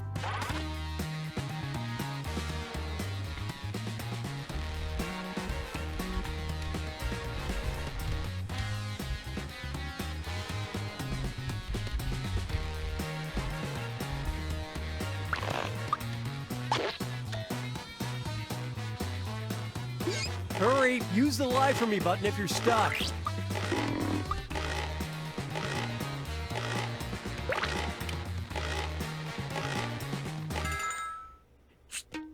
Okay, which one's the truth?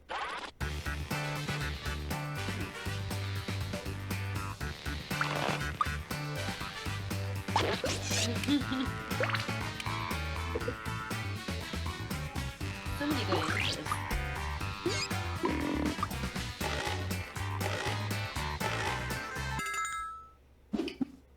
Let's see how things shook out.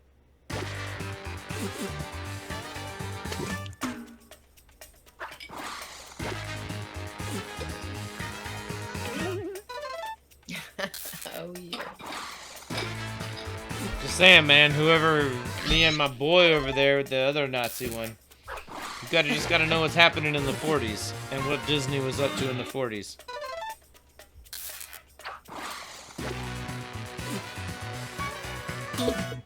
Yes. Oh, hell yeah. Seriously? Now to make World War II fun for kids. Wow, that could be relevant today.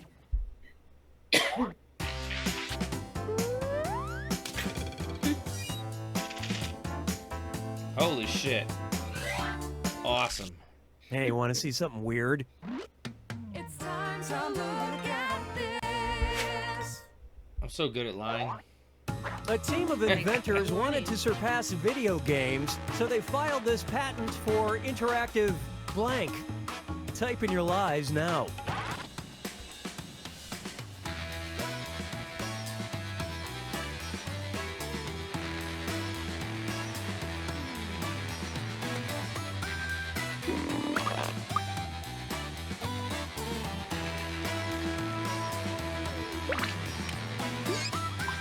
Hurry, hit the lie for me button if you can't think of something.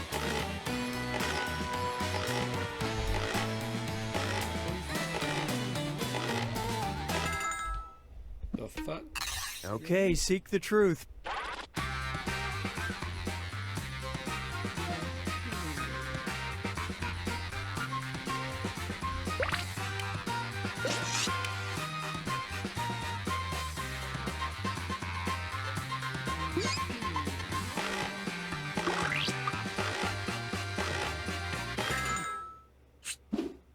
All right, who picked what?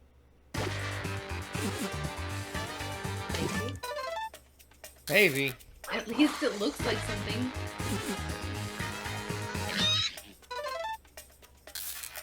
I don't know what those Would you sex toys are believe- supposed to be.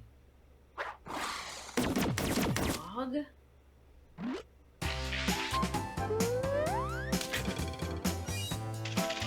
Wow, you are out there. I told you I've already developed an insurmountable lead with my amazing Now for round eyes. 2, where the stakes are doubled. Oh boy. Okay, pick a category.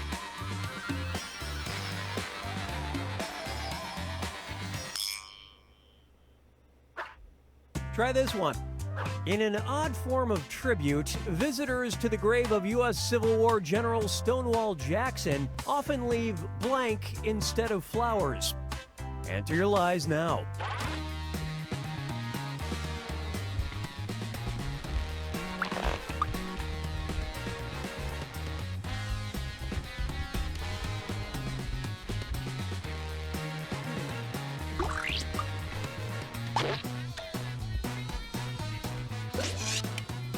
Write something quick or use the lie for me button.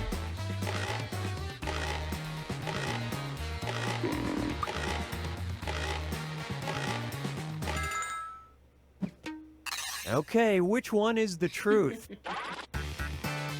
So many good answers.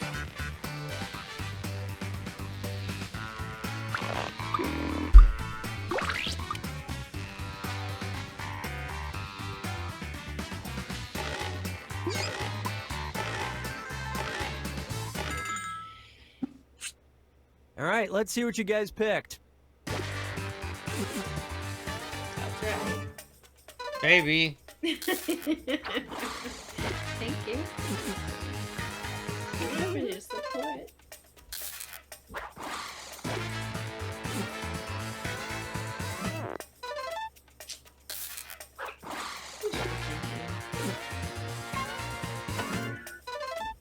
Nice.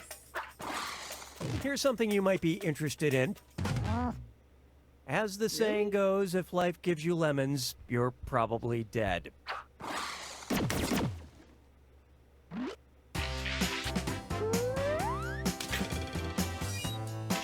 closing in on you. All right, choose a category. Love the graphic that they put. Okay, here's the question.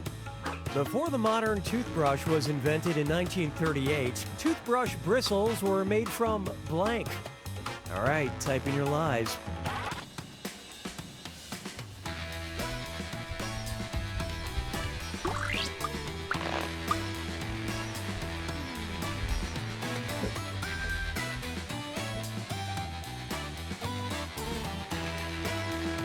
Made from glass stringers, y'all. Of course. Hurry up, use a suggestion if you can't think of anything.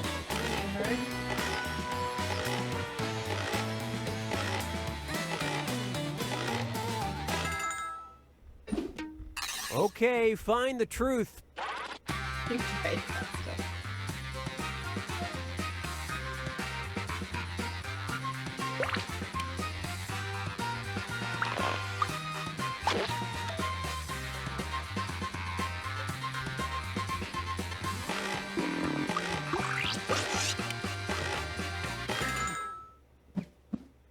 And what did people pick?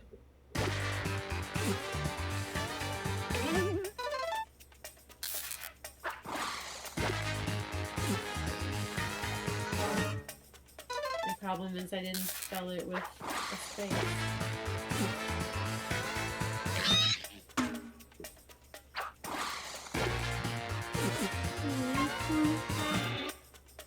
Ooh, good one. And we it were was Yeah. both on the also same page. I love how we both picked the same lie.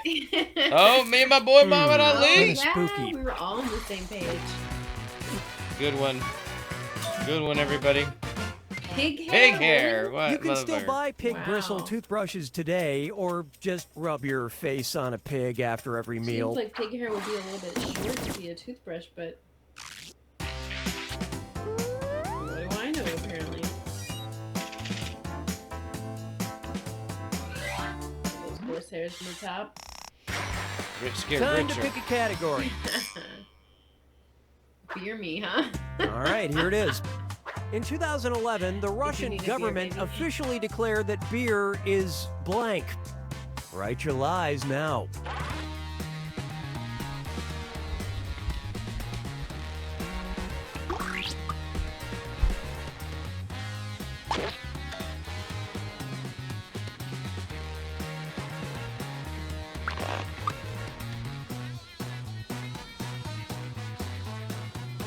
Finish quick, or just hit the lie for me button.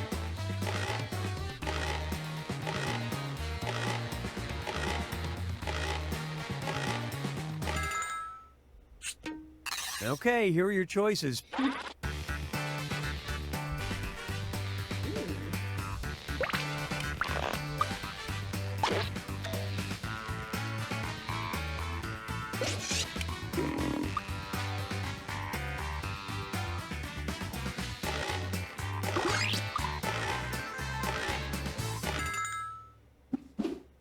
Okay, what did everyone pick?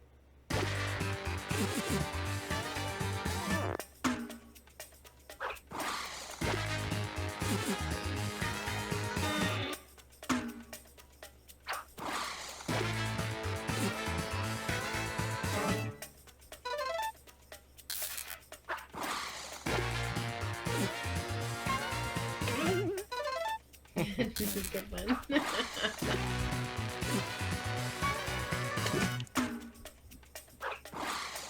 That was a complete miss. The what? Until then, Russians basically treated it like wow, a soft okay. drink. You know, science isn't really a thing.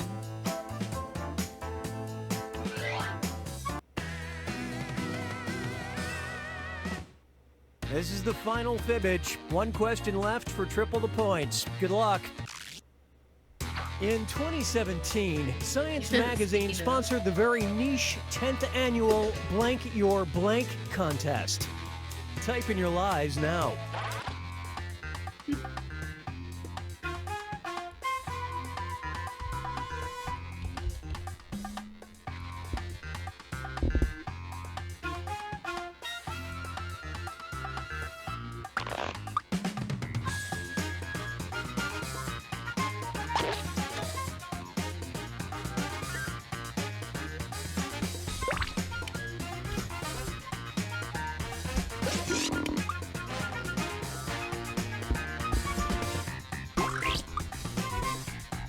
Hurry, hit the lie for me button if you can't think of something.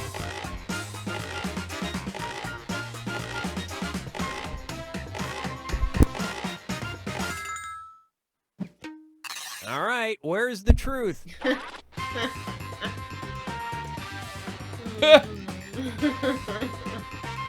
up your dreams. Well.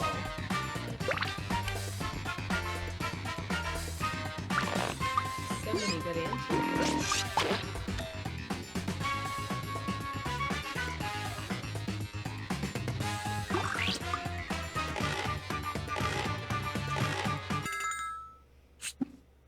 All right, let's see what everybody picked.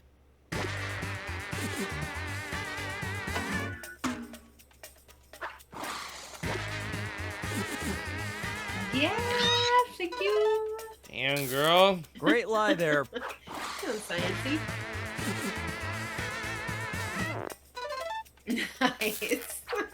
I love how we always guess each other's answers. Yeah. Well, there it is. Competitors Dance choreograph an your interpretive PhD. dance that explains their All right. PhD thesis. Okay. The whole STEAM approach. I like it. Respectable. You should do a dance your demo. Yes, I held on. Yeah. I'm the best. Carrie's the next best. And the winner is.